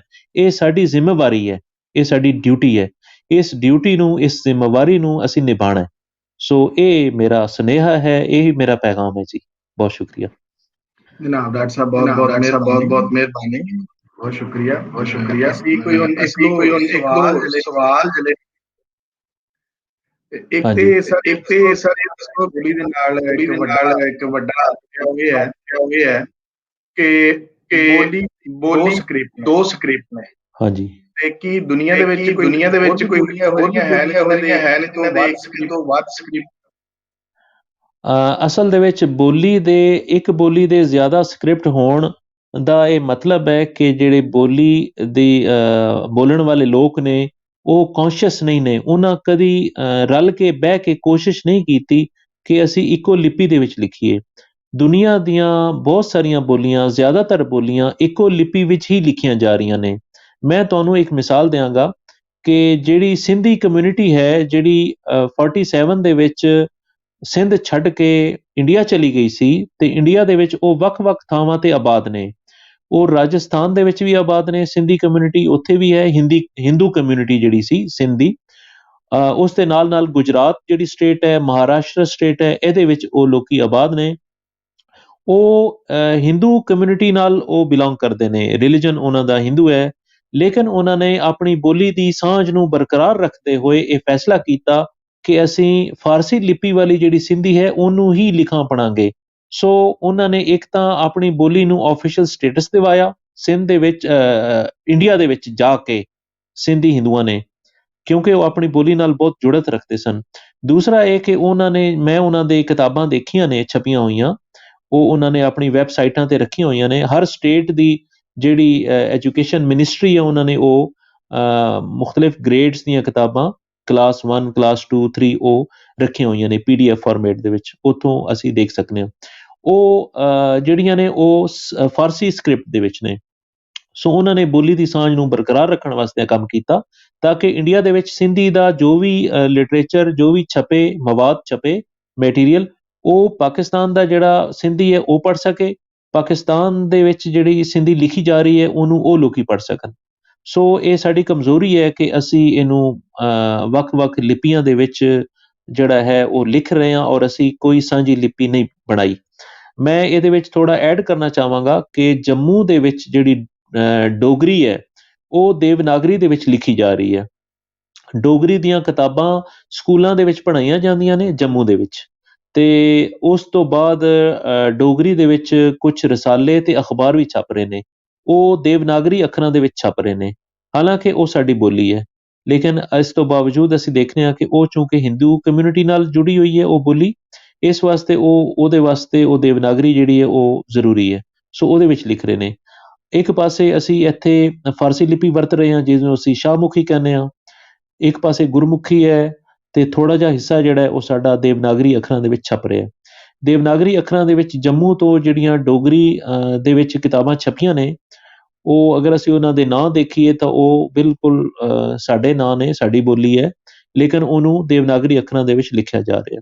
ਸੋ ਇਹ ਸਾਡੀ ਕਮਜ਼ੋਰੀ ਹੈ, ਸਾਡੀ ਕਮਿਊਨਿਟੀ ਬੋਲਣ ਵਾਲਿਆਂ ਦੀ, ਕਿ ਅਸੀਂ ਕਦੀ ਰਲ ਕੇ ਬਹਿ ਕੇ ਇਸ ਮਸਲੇ ਨੂੰ ਹੱਲ ਨਹੀਂ ਕੀਤਾ ਕਿ ਅਸੀਂ ਇੱਕੋ ਲਿਪੀ ਨੂੰ ਲਿਖੀਏ ਤਾਂ ਕਿ ਵੱਖ-ਵੱਖ ਇਲਾਕਿਆਂ ਦੇ ਜਿਹੜੇ ਚੀਜ਼ਾਂ ਛਪ ਰਹੀਆਂ ਨੇ, ਮੈਟੀਰੀਅਲ ਛਪ ਰਿਹਾ, ਉਹ ਦੂਜੇ ਇਲਾਕੇ ਵਾਲਾ ਵੀ ਵਰਤ ਸਕੇ। ਇਹ ਵਾਸਤੇ ਅਸੀਂ ਕੰਮ ਨਹੀਂ ਕੀਤਾ। ਹਾਂ, ਇਹਦੇ ਮੁਕਾਬਲੇ ਤੇ ਮੈਂ ਦੇਖਣਾ ਕਿ ਪਸ਼ਤੋ ਵਾਲਿਆਂ ਨੇ ਇੱਕ ਕੰਮ ਕੀਤਾ ਕਿ ਇਹ ਉਹਨਾਂ ਨੇ ਕੁਏਟਾ, ਪਿਸ਼ਾਵਰ, ਕੰਧਾਰ ਤੇ ਕਾਬੁਲ 4 ਜਿਹੜੇ ਸ਼ਹਿਰ ਨੇ ਵੱਡੇ, ਜਿੱਥੇ ਛਾਪੇਖਾਨੇ ਨੇ, ਜਿੱਥੇ ਕਿਤਾਬਾਂ ਛਪਦੀਆਂ ਨੇ, ਇਹਨਾਂ ਦੇ ਲੋਕਾਂ ਨੇ ਰਲ ਕੇ ਬਹਿ ਕੇ ਬਹੁਤ ਸਾਰੀਆਂ ਮੀਟਿੰਗਸ ਕੀਤੀਆਂ। ਔਰ ਇਹ ਮੀਟਿੰਗਸ ਹੋਈਆਂ ਨੇ 1940s ਦੇ ਵਿੱਚ। ਉਹਨਾਂ ਨੇ ਸਾਂਝੀ ਲਿਪੀ ਬਣਾਈ, ਸਾਂਝੇ ਅੱਖਰ ਬਣਾਏ ਕਿ ਪਾਕਿਸਤਾਨ ਦਾ ਪਸ਼ਤੋ ਲਿਖਾਰੀ ਹੋਏ ਜਾਂ ਅਫਗਾਨਿਸਤਾਨ ਦਾ ਪਸ਼ਤੋ ਲਿਖਾਰੀ ਹੋਏ, ਉਹ ਸਾਂਝਾ ਲਿਖੇਗਾ। ਮੈਂ ਤੁਹਾਨੂੰ ਮਿਸਾਲ ਦਿੰਦਾ ਵਾਂ ਕਿ ਜਿਹੜਾ ਪਿਸ਼ੌਰ ਦਾ ਪਸ਼ਤੋ ਵਾਲਾ ਹੈ, ਉਹ ਔਰਤ ਨੂੰ ਖਜ਼ਾ ਕਹਿੰਦਾ ਹੈ, ਖਜ਼ਾ। ਔਰਤ ਨੂੰ, ਬੀਬੀ ਨੂੰ ਉਹ ਕਹਿੰਦੇ ਨੇ ਖਜ਼ਾ। ਤੇ ਜਿਹੜਾ ਕੁਏਟੇ ਵਾਲਾ ਹੈ ਉਹ ਉਸੇ ਨੂੰ ਕਹਿੰਦਾ ਹੈ ਸ਼ਜਾ, ਔਰਤ ਨੂੰ, ਬੀਬੀ ਨੂੰ ਕਹਿੰਦਾ ਹੈ ਸ਼ਜਾ। ਲੇਕਿਨ ਮਜ਼ੇ ਦੀ ਗੱਲ ਹੈ, ਉਹਨਾਂ ਨੇ ਜਿਹੜੀ ਸਾਂਝੀ ਲਿਪੀ ਬਣਾਈ ਹੈ ਉਹਦੇ ਵਿੱਚ ਅਸੀਂ ਇੱਕੋ ਅੱਖਰ ਲਿਖਾਂਗੇ, ਇੱਕੋ ਢੰਗ ਦੇ ਨਾਲ, ਤੇ ਜਿਹੜਾ ਪਿਸ਼ਾਵਰ ਵਾਲਾ ਹੈ ਉਸੇ ਲਿਖੇ ਹੋਏ ਨੂੰ ਖਜ਼ਾ ਪੜ੍ਹੇਗਾ ਤੇ ਕੁਏਟੇ ਵਾਲਾ ਉਸੇ ਲਿਖੇ ਹੋਏ ਨੂੰ ਸ਼ਜਾ ਪੜ੍ਹੇਗਾ। ਸੋ ਇਸ ਤਰ੍ਹਾਂ ਉਹਨਾਂ ਨੇ ਲਿਪੀ ਦਾ ਮਸਲਾ ਹੱਲ ਕੀਤਾ ਹੈ, ਲਹਿਜਿਆਂ ਦਾ ਮਸਲਾ ਹੱਲ ਕੀਤਾ ਹੈ, ਸਾਂਝੀ ਲਿਪੀ ਬਣਾਈ ਹੈ। ਕੁਏਟੇ ਵਾਲਾ ਜੋ ਲਿਖਦਾ ਹੈ ਉਹ ਪਿਸ਼ੌਰ ਵਾਲਾ ਪੜ੍ਹ ਸਕਦਾ ਹੈ, ਪਿਸ਼ੌਰ ਵਾਲਾ ਜੋ ਲਿਖਦਾ ਹੈ ਉਹ ਕੁਏਟੇ ਵਾਲਾ ਪੜ੍ਹ ਸਕਦਾ ਹੈ, ਹਾਲਾਂਕਿ ਉਹਨਾਂ ਦੇ ਲਹਿਜਿਆਂ ਦੇ ਵਿੱਚ ਬੜਾ ਹੀ ਫਰਕ ਹੈ। ਮੈਂ ਇੱਕ ਮਿਸਾਲ ਦਿੱਤੀ ਹੈ ਖਜ਼ਾ ਤੇ ਸ਼ਜਾ ਦੀ। ਇਸ ਤਰ੍ਹਾਂ ਦੀਆਂ ਢੇਰ ਮਿਸਾਲਾਂ ਨੇ ਪਸ਼ਤੋ ਦੇ ਵਿੱਚ ਕਿ ਉਹਨਾਂ ਨੇ ਰਲ ਕੇ ਬਹਿ ਕੇ ਇਹਨਾਂ ਮਸਲਿਆਂ ਨੂੰ ਹੱਲ ਕੀਤਾ ਹੈ। ਸਾਡਾ ਮਸਲਾ ਇਹ ਹੈ ਕਿ ਅਸੀਂ ਰਲ ਕੇ ਕਦੀ ਬੈਠੇ ਹੀ ਨਹੀਂ, ਅਸੀਂ ਇਹਨਾਂ ਗੱਲਾਂ ਬਾਰੇ ਕਦੀ ਸੋਚਿਆ ਹੀ ਨਹੀਂ। ਇਹ ਤਾਂ ਉਦੋਂ ਹੋਏਗਾ ਜਦੋਂ ਅਸੀਂ ਇਹਨਾਂ ਬਾਰੇ ਸੋਚਾਂਗੇ। ਬਹੁਤ ਸੋਹਣਾ ਸਵਾਲ ਕੀਤਾ ਤੁਸੀਂ। ਇਸ ਬਾਰੇ ਸਾਨੂੰ ਸੋਚਣਾ ਬੜਾ ਜ਼ਰੂਰੀ ਹੈ ਕਿ ਅਸੀਂ ਕਿਹੜੀ ਲਿਪੀ ਨੂੰ ਅਪਣਾਈਏ ਤਾਂ ਕਿ ਅਸੀਂ ਇੱਕੋ ਜਿਹਾ ਲਿਖੀਏ ਔਰ ਸਰਹੱਦਾਂ ਦੇ ਆਰ ਪਾਰ ਇੱਕੋ ਜਿਹਾ ਲਿਖਿਆ ਹੋਇਆ ਅਸੀਂ ਪੜ੍ਹ ਸਕੀਏ। ਜੀ ਜੀ ਜੀ ਸਰ, ਦੂਸਰਾ ਮੇਰਾ ਇਹ ਸਵਾਲ ਹੈ ਕਿ ਪਿੱਛੇ ਕੀ ਫਰਕ ਹਾਂਜੀ ਕਿ ਜਿਹੜੀ ਆਪ ਬੋਲੀ ਹੈ ਉਹਨੂੰ ਪ੍ਰਾਇਮਰੀ ਚ ਲਵਾਇਆ ਜਾਏ। ਹਾਂਜੀ, ਲੇਕਿਨ ਯੂਨੈਸਕੋ ਜਿਹੜੀ ਹੈ ਕਿ ਉਹ ਤੱਕ ਇਹਨੂੰ ਸੀਮਤ ਕਰਦੀ ਹੈ ਜਾਂ ਫਿਰ ਇੰਸਟਰਕਸ਼ਨ ਬਣ ਲੱਗੀ। ਹਾਂ, ਇਹ ਬੜਾ ਅਹਿਮ ਸਵਾਲ ਕੀਤਾ ਹੈ। ਯੂਨੈਸਕੋ ਕਹਿੰਦਾ ਹੈ ਕਿ ਜਿਹੜੀ ਬੋਲੀ ਖਤਰੇ ਵਿੱਚ ਹੁੰਦੀ ਹੈ ਨਾ, ਜਦੋਂ ਕਿਸੇ ਬੋਲੀ ਨੂੰ ਖਤਰਾ ਹੁੰਦਾ ਹੈ, ਜਦੋਂ ਘਰਾਂ ਦੇ ਵਿੱਚ ਉਹਨੂੰ ਨਹੀਂ ਬੋਲਿਆ ਜਾ ਰਿਹਾ, ਬਾਜ਼ਾਰਾਂ ਦਫ਼ਤਰਾਂ ਦੇ ਵਿੱਚ ਕਿਸੇ ਬੋਲੀ ਨੂੰ ਅਗਰ ਨਹੀਂ ਥਾਂ ਮਿਲ ਰਹੀ, ਤਾਂ ਉਹਦੇ ਵਾਸਤੇ ਉਹਨਾਂ ਨੇ ਇੱਕ ਸਪੈਸ਼ਲ ਫਾਰਮੂਲਾ ਦਿੱਤਾ ਹੈ। ਉਹ ਇਹ ਦਿੱਤਾ ਹੈ ਕਿ ਸਾਰੀ ਪੜ੍ਹਾਈ ਉਸੇ ਬੋਲੀ ਵਿੱਚ ਕੀਤੀ ਜਾਏ, ਸਾਇੰਸ ਵੀ ਉਸੇ ਬੋਲੀ 'ਚ ਪੜ੍ਹਾਈ ਜਾਏ, ਮੈਥਮੈਟਿਕਸ ਵੀ ਉਸੇ ਬੋਲੀ 'ਚ ਪੜ੍ਹਾਇਆ ਜਾਏ, ਸੋਸ਼ਲ ਸਟੱਡੀਜ਼ ਵੀ ਉਸੇ ਬੋਲੀ 'ਚ ਪੜ੍ਹਾਈ ਜਾਏ, ਤੇ ਟੀਚਰ ਹਰ ਵੇਲੇ ਉਹੀ ਬੋਲੀ ਵਰਤੇ। ਉਹਦੀ ਵਜ੍ਹਾ ਇਹ ਹੈ, ਉਹ ਕਹਿੰਦੇ ਨੇ ਕਿ ਸਕੂਲ ਦੇ ਵਿੱਚ ਅਗਰ ਟੀਚਰ ਕਿਸੇ ਬੋਲੀ ਨੂੰ ਖਤਰਾ ਹੈ ਤੇ ਟੀਚਰ ਸਿਰਫ ਅੱਧਾ ਘੰਟਾ ਇੱਕ ਬੋਲੀ ਪੜ੍ਹਾਏਗਾ ਪੂਰੇ ਦਿਨ ਵਿੱਚੋਂ ਜਾਂ 1 ਘੰਟਾ, ਤਾਂ ਉਹ ਤਾਂ ਬੋਲੀ ਨਹੀਂ ਬਚੇਗੀ। ਫਿਰ ਬੋਲੀ ਤਾਂ ਉਦੋਂ ਹੀ ਬਚੇਗੀ ਜਦੋਂ ਹਰ ਚੀਜ਼ ਉਸੇ ਬੋਲੀ ਵਿੱਚ ਪੜ੍ਹਾਈ ਜਾਏ, ਉਸੇ ਬੋਲੀ ਵਿੱਚ ਬੱਚਿਆਂ ਨੂੰ ਕਹੇ ਵੀ ਲਿਖਣਾ ਵੀ ਇਹਦੇ ਵਿੱਚ ਹੀ ਹੈ ਤੇ ਬੋਲਣਾ ਵੀ ਇਹਦੇ ਵਿੱਚ ਹੀ ਹੈ, ਤਾਂ ਉਹ ਬੋਲੀ ਬਚੇਗੀ। ਇਸ ਕਦਰ ਯੂਨੈਸਕੋ ਨੇ ਸਖਤੀ ਨਾਲ ਇਹਦਾ ਮਤਲਬ ਹੈ ਕਿ ਪੇਸ਼ ਕੀਤਾ ਇਹ ਕਿ ਇਹਨੂੰ ਕਹਿੰਦੇ ਨੇ ਟੋਟਲ ਇਮਰਜਨ ਪ੍ਰੋਗਰਾਮ। ਟੋਟਲ ਇਮਰਜਨ ਯਾਨੀ ਤੁਸੀਂ ਪੂਰੇ ਤੌਰ ਤੇ ਇੱਕ ਬੋਲੀ ਨੂੰ ਲਾਗੂ ਕਰਨਾ ਹੈ। ਜੇ ਇਹ ਨਹੀਂ ਕਰੋਗੇ ਤਾਂ ਬੋਲੀ ਨਹੀਂ ਬਚੇਗੀ। ਉਹਦੀ ਵਜ੍ਹਾ ਹੈ ਕਿ ਅੱਧਾ ਘੰਟਾ ਤਾਂ ਬੋਲੀ ਬੱਚੇ ਪੜ੍ਹ ਲੈਣਗੇ, ਲੇਕਿਨ ਬਾਕੀ ਬੋਲੀ ਜਿਹੜੀ ਛਾਈ ਹੋਈ ਹੈ ਪਰਾਈ ਬੋਲੀ ਬਾਹਰ ਤੋਂ ਆ ਕੇ, ਉਹ ਤਾਂ ਜ਼ਿਆਦਾ ਬੋਲੀ ਜਾ ਰਹੀ ਹੈ। ਉਹ ਤਾਂ ਫਿਰ ਬੱਚਿਆਂ ਦਾ ਉਲਾਰ ਉਸ ਪਾਸੇ ਹੋਏਗਾ, ਮੁਹਾੜ ਉਸ ਪਾਸੇ ਹੋਏਗਾ ਤੇ ਟੀਚਰਾਂ ਦਾ ਵੀ ਉਸੇ ਪਾਸੇ ਹੋਏਗਾ। ਉਹ ਹੋਰ ਬੋਲੀਆਂ ਨੂੰ ਜ਼ਿਆਦਾ ਤਵੱਜੋ ਦੇਣਗੇ ਤੇ ਜਿਹੜੀ ਬੋਲੀ ਅਸੀਂ ਸਿਰਫ ਅੱਧਾ ਘੰਟਾ ਦਿਨ 'ਚ ਪੜ੍ਹਾਵਾਂਗੇ ਉਹਦੇ ਵੱਲ ਕੋਈ ਤਵੱਜੋ ਨਹੀਂ ਦਿੱਤੀ ਜਾਏਗੀ। ਸੋ ਇਹ ਬੜਾ ਜ਼ਰੂਰੀ ਹੈ, ਹਾਂਜੀ, ਕਿ ਟੋਟਲ ਜਿਹੜਾ ਮੀਡੀਅਮ ਆਫ ਇੰਸਟਰਕਸ਼ਨ ਹੈ, ਹਾਂਜੀ, ਉਹ ਹੋਏ ਹਾਂਜੀ ਜੀ। ਅਸੀਂ ਇਹਨੂੰ ਫਿਰ ਇਹ ਕਹਿ ਸਕਦੇ ਹਾਂ ਕਿ ਸਾਨੂੰ ਮੀਡੀਅਮ ਆਫ ਇੰਸਟਰਕਸ਼ਨ ਵੱਲ ਨੂੰ ਜਿਹੜਾ ਮੂਵ ਕਰਨਾ ਚਾਹੀਦਾ ਹੈ, ਜੁੜਨਾ ਚਾਹੀਦਾ ਹੈ। ਹਾਂ ਜੀ, ਯੂਨੈਸਕੋ ਤਾਂ ਇਹੀ ਕਹਿੰਦਾ ਹੈ ਕਿ ਜਦੋਂ ਤੱਕ ਮੀਡੀਅਮ ਆਫ ਇੰਸਟਰਕਸ਼ਨ ਨਹੀਂ ਹੋਏਗਾ, ਬੋਲੀ ਨਹੀਂ ਬਚ ਸਕੇਗੀ, ਕਿਉਂਕਿ ਜ਼ਿਆਦਾ ਪਰਸੈਂਟੇਜ ਤਾਂ ਅਸੀਂ ਕਿਸੇ ਹੋਰ ਬੋਲੀ ਨੂੰ ਦੇ ਰਹੇ ਹਾਂ, ਟਾਈਮ ਐਨਰਜੀਜ਼ ਕਿਸੇ ਹੋਰ ਬੋਲੀ ਨੂੰ ਦੇ ਰਹੇ ਹਾਂ, ਤੇ ਜਿਹਨੂੰ ਬਚਾਉਣਾ ਚਾਹ ਰਹੇ ਹਾਂ ਉਹਨੂੰ ਸਿਰਫ ਬਹੁਤ ਥੋੜਾ ਟਾਈਮ ਦੇ ਰਹੇ ਹਾਂ, ਤੇ ਉਹ ਬਚਣਾ ਉਹਦਾ ਮੁਸ਼ਕਿਲ ਹੋ ਜਾਏਗਾ ਜੀ। ਜੀ ਜੀ ਦੂਸਰੀ ਸਰ ਜਿਹੜਾ ਮੇਰਾ ਸਵਾਲ ਹੈ ਆਮ ਤੌਰ ਤੇ ਲੋਕਾਂ ਦੇ ਵਿੱਚ ਜਿਹੜੀ ਇਹ ਸਵਾਲ ਕੀਤਾ ਜਾਂਦਾ ਹੈ ਹਾਂਜੀ ਕਿ ਬੋਲੀ ਦਾ ਕਿਉਂਕਿ ਇਕਨੋਮਿਕਸ ਦੇ ਨਾਲ ਕੋਈ ਤਲਕ ਨਹੀਂ, ਪੰਜਾਬੀ ਦੀ ਗੱਲ ਕਰ ਹਾਂਜੀ ਤੇ ਇਸ ਤੋਂ ਇਹਨੂੰ ਕੌਣ ਪੜ੍ਹੇਗਾ? ਤਾਂ ਤਲੀਮ ਦਾ ਤਲਕ ਜਿਹੜਾ ਹੈ ਉਹ ਕਮਾਂਡ ਦੇ ਨਾਲ ਹੈ ਜਾਂ ਬੋਲੀ ਨੂੰ ਬਚਾਉਣ ਵਾਸਤੇ ਜ਼ਰੂਰੀ ਹੈ ਕਿ ਇਹਦੇ 'ਚ ਨੌਕਰੀਆਂ ਹੋਣ? ਸਹੀ, ਬੜਾ ਅਹਿਮ ਸਵਾਲ ਕੀਤਾ ਹੈ ਤੁਸੀਂ ਕਿ ਬੋਲੀ ਨੂੰ ਬਚਾਉਣ ਵਾਸਤੇ ਕੀ ਇਹਨੂੰ ਰੋਟੀ ਰੋਜ਼ੀ ਦੇ ਨਾਲ ਜੋੜਿਆ ਜਾਏ ਜਾਂ ਨਹੀਂ। ਅੱਛਾ, ਹੁਣ ਜਿਹੜਾ ਅੱਜ ਦਾ ਦੌਰ ਹੈ, ਅੱਜ ਦੇ ਦੌਰ ਦੇ ਵਿੱਚ ਜਿਹੜੇ ਲੋਕੀ ਨੇ ਉਹ ਪੜ੍ਹਨਾ ਚਾਹੁੰਦੇ ਨੇ, ਉਹ ਡਿਗਰੀ ਹਾਸਲ ਕਰਨਾ ਚਾਹੁੰਦੇ ਨੇ ਜਿਹਦੇ ਵਿੱਚ ਜਾ ਕੇ ਉਹਨਾਂ ਨੂੰ ਰੋਜ਼ਗਾਰ ਮਿਲੇ, ਤੇ ਲੋਕੀ ਚਾਹੁੰਦੇ ਨੇ ਅਸੀਂ ਛੇਤੀ ਤੋਂ ਛੇਤੀ ਆਪਣੇ ਪੈਰਾਂ ਤੇ ਖਲੋ ਜਾਈਏ, ਕਿਉਂਕਿ ਹੁਣ ਪੜ੍ਹਾਈਆਂ ਵੀ ਲੰਮੀਆਂ ਹੋ ਗਈਆਂ ਨੇ। ਤੁਹਾਨੂੰ ਪਤਾ ਹੈ BS ਵੀ ਹੁਣ 4 ਸਾਲ ਦਾ ਹੋ ਗਿਆ ਹੈ, ਤੇ ਪਹਿਲਾਂ ਅਸੀਂ BA ਕਰਦੇ ਸਾਂ 2 ਸਾਲ ਦਾ, BSc 2 ਸਾਲ ਦਾ। ਹੁਣ ਪੜ੍ਹਾਈਆਂ ਵੀ ਲੰਮੀਆਂ ਹੋ ਗਈਆਂ ਨੇ, ਤੇ ਆਪਣੇ ਪੈਰਾਂ ਤੇ ਖਲੋਣਾ ਜਿਹੜਾ ਹੈ ਉਹਦੇ ਵਿੱਚ ਬਹੁਤ ਟਾਈਮ ਲੱਗਦਾ ਹੈ। ਤਾਂ ਹੁਣ ਲੋਕੀ ਇਹ ਚਾਹੁੰਦੇ ਨੇ ਕਿ ਅਸੀਂ ਉਹ ਸਬਜੈਕਟ ਚੁਣੀਏ, ਉਹ ਸਬਜੈਕਟ ਲਈਏ ਜਿਹਦੇ ਨਾਲ ਅਸੀਂ ਕਮਾਈ ਕਰ ਸਕੀਏ, ਕਿਉਂਕਿ ਹੁਣ ਜ਼ਿੰਦਗੀ ਔਖੀ ਹੋ ਗਈ ਹੈ, ਪੈਸੇ ਕਮਾਉਣਾ ਮੁਸ਼ਕਲ ਹੋ ਗਿਆ ਹੈ, ਨੌਕਰੀ ਹਾਸਲ ਕਰਨੀ ਵੀ ਬੜੀ ਮੁਸ਼ਕਲ ਹੋ ਗਈ ਹੈ। ਸੋ ਇਸ ਵਾਸਤੇ ਇਹਨੂੰ ਰੋਜ਼ੀ ਰੋਟੀ ਦੇ ਨਾਲ ਜੋੜਨਾ ਬੜਾ ਹੀ ਜ਼ਰੂਰੀ ਹੈ। ਇਸ ਤੋਂ ਬਗੈਰ ਅਸੀਂ ਅਗਰ ਸੋਚੀਏ ਕਿ ਇਹ ਜਿਉਂਦੀ ਰਹੇਗੀ ਤਾਂ ਉਹ ਬਹੁਤ ਔਖਾ ਹੈ। ਕੋਈ ਆਪਣੀ ਮਰਜ਼ੀ ਦੇ ਨਾਲ ਇਹਨੂੰ ਨਹੀਂ ਪੜ੍ਹੇਗਾ, ਜਦੋਂ ਇਹ ਪੜ੍ਹਨੀ ਮਜਬੂਰੀ ਬਣ ਜਾਏਗੀ ਤਾਂ ਫਿਰ ਪੜ੍ਹਨਗੇ। ਜਦੋਂ ਕਹਿਣ ਨਾ ਕਿ ਇਹਨੂੰ ਪੜ੍ਹਨਾ ਹੈ ਤੇ ਅਸੀਂ ਤੁਹਾਨੂੰ ਜਨਾਬ ਨੌਕਰੀ ਦੇਵਾਂਗੇ, ਤਾਂ ਫਿਰ ਸਾਰੀ ਪਾਪੂਲੇਸ਼ਨ, ਸਿਰਫ ਸਾਡੀ ਕਮਿਊਨਿਟੀ ਨਹੀਂ ਬਲਕਿ ਸਾਡੇ ਹੋਰ ਸੂਬਿਆਂ ਦੀ ਕਮਿਊਨਿਟੀਜ਼ ਵੀ ਸਾਡੀ ਬੋਲੀ ਨੂੰ ਪੜ੍ਹ ਪੜ੍ਹ ਕੇ ਸਾਡੇ ਕੋਲ ਨੌਕਰੀਆਂ ਲੈਣ ਆਇਆ ਕਰੇਗੀ। ਹਾਂਜੀ ਜੀ ਇੱਕ ਸਰ ਆਖਰੀ ਸਵਾਲ ਹੈ, ਔਰ ਬਹੁਤ ਸਾਰੇ ਦੋਸਤਾਂ ਦਾ ਇਸ ਤੇ ਇੱਕ ਥੀਸਿਸ ਵੀ ਹੈ ਕਿ ਜਿੰਨਾ ਚਿਰ ਇਹ ਬੋਲੀ ਜਿਹੜੀ ਹੈ ਲੋਕ ਬੋਲੀ ਰਹੇਗੀ, ਜਿੰਨਾ ਚਿਰ ਇਹ ਬੋਲੀ ਜਿਹੜੀ ਹੈ ਲੋਕ ਬੋਲੀ ਰਹੇਗੀ, ਪਰ ਜੇ ਸਰਕਾਰੀ ਬਣ ਜਾਏਗੀ ਤਾਂ ਬਿਲਕੁਲ ਇਸ ਤਰ੍ਹਾਂ ਹੀ ਹੋਏਗਾ ਜਿਸ ਤਰ੍ਹਾਂ ਚੜ੍ਹਦੇ ਹਾਂਜੀ, ਇਸ ਤਰ੍ਹਾਂ ਹੈ ਕਿ ਜਦੋਂ ਜਿਹੜੀ ਬੋਲੀ ਹੈ ਉਹਦੀ ਰਾਖੀ ਤਾਂ ਲੋਕਾਈ ਆਪ ਹੀ ਕਰਦੀ ਹੈ। ਅਸੀਂ ਜਿਹੜੀ ਪੰਜਾਬੀ ਬੋਲਣ, ਚੜ੍ਹਦੇ ਪੰਜਾਬ ਦੇ ਵਿੱਚ ਪੰਜਾਬੀ ਦੇ ਨਾਲ ਹਿੰਦੀ ਦੇ, ਹਾਂਜੀ, ਯਾਨੀ ਉੱਥੇ ਪੰਜਾਬੀ ਦੇ ਵਿੱਚ ਬਹੁਤ ਜ਼ਿਆਦਾ ਹਿੰਦੀ ਜਿਹੜੀ ਹੈ ਨਾ, ਆਵਾਜ਼ ਤੁਹਾਡੀ ਕੱਟ ਗਈ ਸੀ ਜੀ, ਦੁਬਾਰਾ ਸਵਾਲ ਕਰਿਆ ਜੇ। ਹਾਂਜੀ, ਮੈਂ ਸਰ ਇਹ ਚੜ੍ਹਦੇ ਗੱਲ ਕਰ ਪੰਜਾਬ ਦੀ ਤੁਸੀਂ ਗੱਲ ਕੀਤੀ ਹੈ। ਹਾਂਜੀ, ਚੜ੍ਹਦੇ ਪੰਜਾਬ ਦੇ ਵਿੱਚ ਜਿਸ ਤਰ੍ਹਾਂ ਪੰਜਾਬੀ ਬੋਲੀ ਲਾਈ, ਪਰ ਉੱਥੇ ਪੰਜਾਬੀ ਦੇ ਵਿੱਚ ਬਹੁਤ ਜ਼ਿਆਦਾ ਹਿੰਦੀ ਜਿਹੜੀ ਹੈ, ਮੈਂ ਸਰ ਇਹ ਗੱਲ ਕਰ ਰਿਹਾ ਕਿ ਲਾਈ, ਪਰ ਉਹਦੇ ਵਿੱਚ ਬਹੁਤ ਸਾਰੇ ਹਿੰਦੀ ਦੇ ਅੱਖਰ ਵੀ ਪਾੜ ਦਿੱਤੇ ਗਏ। ਹਾਂਜੀ ਹਾਂਜੀ ਹਾਂਜੀ, ਬਿਲਕੁਲ। ਤੇ ਉਹ ਇਹ ਕਿਹਾ ਬਿਲਕੁਲ ਇਸ ਤਰ੍ਹਾਂ ਕਿ ਇਹਦੇ ਪਿੱਛੇ ਇਹ ਕਿਹਾ ਜਾਂਦਾ ਕਿ ਇਹ ਬੋਲੀ ਜਿੰਨਾ ਚਿਰ ਆਜ਼ਾਦ ਹੈ, ਹਾਂਜੀ ਹਾਂਜੀ, ਉਨੀ ਦੇਰ ਤੱਕ ਹੀ ਅੱਛਾ, ਬੋਲੀ ਹੁਣ ਆਜ਼ਾਦ ਜਿਹੜੀ ਇਹ ਆਪਣੀ ਮੁਹਾਂਦਰੇ ਚ ਰਹੇਗੀ। ਹਾਂਜੀ, ਬੋਲੀ ਆਜ਼ਾਦ ਰਹਿ ਕੇ ਤਰੱਕੀ ਤਾਂ ਕਰਦੀ ਹੈ। ਹੁਣ ਅੱਜ ਤੱਕ ਜਿਹੜੀ ਬੋਲੀ ਸਾਡੇ ਤੱਕ ਪਹੁੰਚੀ ਏ, ਇਹ ਆਜ਼ਾਦ ਰਹਿ ਕੇ ਹੀ ਪਹੁੰਚੀ ਏ। ਅਸੀਂ ਆਪਣੇ ਵਟਕਿਆਂ ਤੋਂ ਸੁਣੀ, ਉਹਨਾਂ ਨੇ ਆਪਣੇ ਵਟਕਿਆਂ ਤੋਂ ਸੁਣੀ ਸੀ। ਸੋ ਇਹ ਬੋਲੀ ਸਪੋਕਨ ਫਾਰਮ ਦੇ ਵਿੱਚ ਚਲਦੀ ਚਲਦੀ ਚਲਦੀ ਚਲਦੀ ਅੱਜ ਕਿੰਨੀ ਦੇਖੋ ਕਰੋੜਾਂ ਦੀਆਂ ਆਬਾਦੀਆਂ ਨੇ ਜਿਹੜੀ ਪੰਜਾਬੀ ਬੋਲ ਰਹੀਆਂ ਨੇ, ਇਹਨਾਂ ਤੱਕ ਪਹੁੰਚੀ ਹੈ। ਇਹ ਗੱਲ ਬਿਲਕੁਲ ਸਹੀ ਹੈ, ਲੇਕਿਨ ਸਿਰਫ ਇਸੇ ਤੱਕ ਰਹਿ ਜਾਏ ਤਾਂ ਉਹ ਫਿਰ ਕਮਜ਼ੋਰ ਇਸ ਤਰ੍ਹਾਂ ਰਹਿ ਜਾਏਗੀ ਕਿ ਅਗਲੀਆਂ ਨਸਲਾਂ ਹੋਰ ਬੋਲੀਆਂ ਬੋਲਣ ਲੱਗ ਪਈਆਂ ਨੇ। ਜਦੋਂ ਅਗਲੀਆਂ ਨਸਲਾਂ ਪਰਾਈ ਬੋਲੀਆਂ ਬੋਲਣ ਲੱਗ ਪਈਆਂ ਨੇ ਤਾਂ ਇੱਕ ਸਫਾਇਆ ਇਹਦਾ ਸ਼ੁਰੂ ਹੋ ਗਿਆ ਹੈ। ਸੋ ਇਸ ਸਫਾਏ ਨੂੰ ਵੀ ਢਕਣਾ ਹੈ। ਉਹਦੇ ਵਾਸਤੇ ਜ਼ਰੂਰੀ ਹੈ ਕਿ ਇਹਨੂੰ ਆਫੀਸ਼ੀਅਲ ਸਟੇਟਸ ਮਿਲੇ, ਸਕੂਲਾਂ ਦੇ ਵਿੱਚ ਪੜ੍ਹਾਈ ਜਾਵੇ। ਸਾਨੂੰ ਪਤਾ ਹੈ ਕਿ ਜਦੋਂ ਸਕੂਲਾਂ 'ਚ ਪੜ੍ਹਾਈ ਜਾਵੇਗੀ, ਉਹਦੇ ਵਿੱਚ ਉਹ ਜਿਹੜੀ ਸਟੇਟ ਹੈ ਉਹ ਆਪਣੀ ਪਾਲਿਸੀ ਨੂੰ ਸਾਹਮਣੇ ਰੱਖ ਕੇ ਬਣਾਏਗੀ ਤੇ ਉਹਨੂੰ ਇਹ ਕੁਝ ਹੋਰ ਬਣਾ ਦੇਗੀ, ਲੇਕਿਨ ਬੋਲੀ ਦਾ ਕੁਝ ਨਾ ਕੁਝ ਹਿੱਸਾ ਬਚੇਗਾ, ਉਹਨੂੰ ਅਸੀਂ ਜਿਉਂਦਾ ਰੱਖ ਸਕਾਂਗੇ। ਜੀ ਬਹੁਤ ਸ਼ੁਕਰੀਆ ਸਰ ਅੱਜ ਦੇ ਇਸ ਪ੍ਰੋਗਰਾਮ ਦੇ ਹਵਾਲੇ ਨਾਲ ਤੁਹਾਡਾ। ਤੁਸੀਂ ਕਾਫੀ ਮਸਰੂਫ ਸੀ ਤੇ ਫਿਰ ਤੁਹਾਡੇ ਕੋਲ ਟਾਈਮ ਲਿਆ, ਤੁਸੀਂ ਆਏ। ਬਹੁਤ ਜੀ, ਸ਼ੁਕਰੀਆ ਤੁਹਾਡਾ ਜਨਾਬ, ਬੜੀ ਮਿਹਰਬਾਨੀ।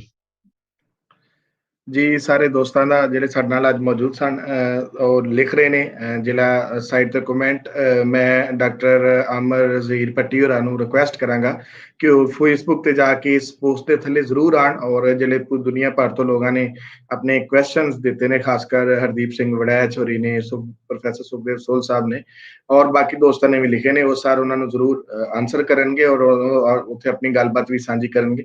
ਅੱਜ ਦੇ ਇਸ ਪ੍ਰੋਗਰਾਮ 'ਚ ਸਾਰੇ ਦੋਸਤਾਂ ਦੀ ਰਲਤ ਦਾ ਬਹੁਤ-ਬਹੁਤ ਸ਼ੁਕਰੀਆ, ਔਰ ਸਾਡੇ ਇਸ ਮਾਂ ਬੋਲੀ ਸੀਰੀਜ਼ ਦੇ ਵਿੱਚ ਮੈਂ ਸਮਝਦਾ ਕਿ ਇੱਕ ਬਹੁਤ ਇੰਪੋਰਟੈਂਟ ਲੈਕਚਰ ਦਾ ਅੱਜ ਜਿਹੜਾ ਹੈ ਉਹ ਵਾਧਾ ਹੋਇਆ। ਅਸੀਂ ਇਸੇ ਤਰ੍ਹਾਂ ਹੀ ਦੋਸਤਾਂ ਨੂੰ ਬੁਲਾਉਂਦੇ ਰਹਾਂਗੇ ਮਾਂ ਬੋਲੀ ਸੀਰੀਜ਼ ਦੇ ਹਵਾਲੇ ਨਾਲ। ਪੰਜਾਬੀ ਦੀ ਕਿਉਂ ਲੋੜ ਹੈ, ਪੰਜਾਬੀ ਕਿਸ ਤਰ੍ਹਾਂ ਹੋ ਸਕਦੀ, ਅਦਰਵਾਈਜ਼ ਬਾਕੀ ਬੋਲੀਆਂ ਜਿਹੜੀਆਂ ਕਿੱਦਾਂ ਬੋਲੀਆਂ ਜਾ ਰਹੀਆਂ, ਉੱਥੇ ਕੀ ਚੱਲ ਰਿਹਾ, ਇਸ ਨੂੰ ਅਸੀਂ ਦੋਸਤਾਂ ਤੱਕ ਅਪਣਾਉਂਦੇ ਰਹਾਂਗੇ। ਇਹਦੇ ਨਾਲ ਹੀ ਸਾਰੇ ਦੋਸਤਾਂ ਦਾ ਬਹੁਤ-ਬਹੁਤ ਸ਼ੁਕਰੀਆ। ਰੱਬ ਰੱਖਾ।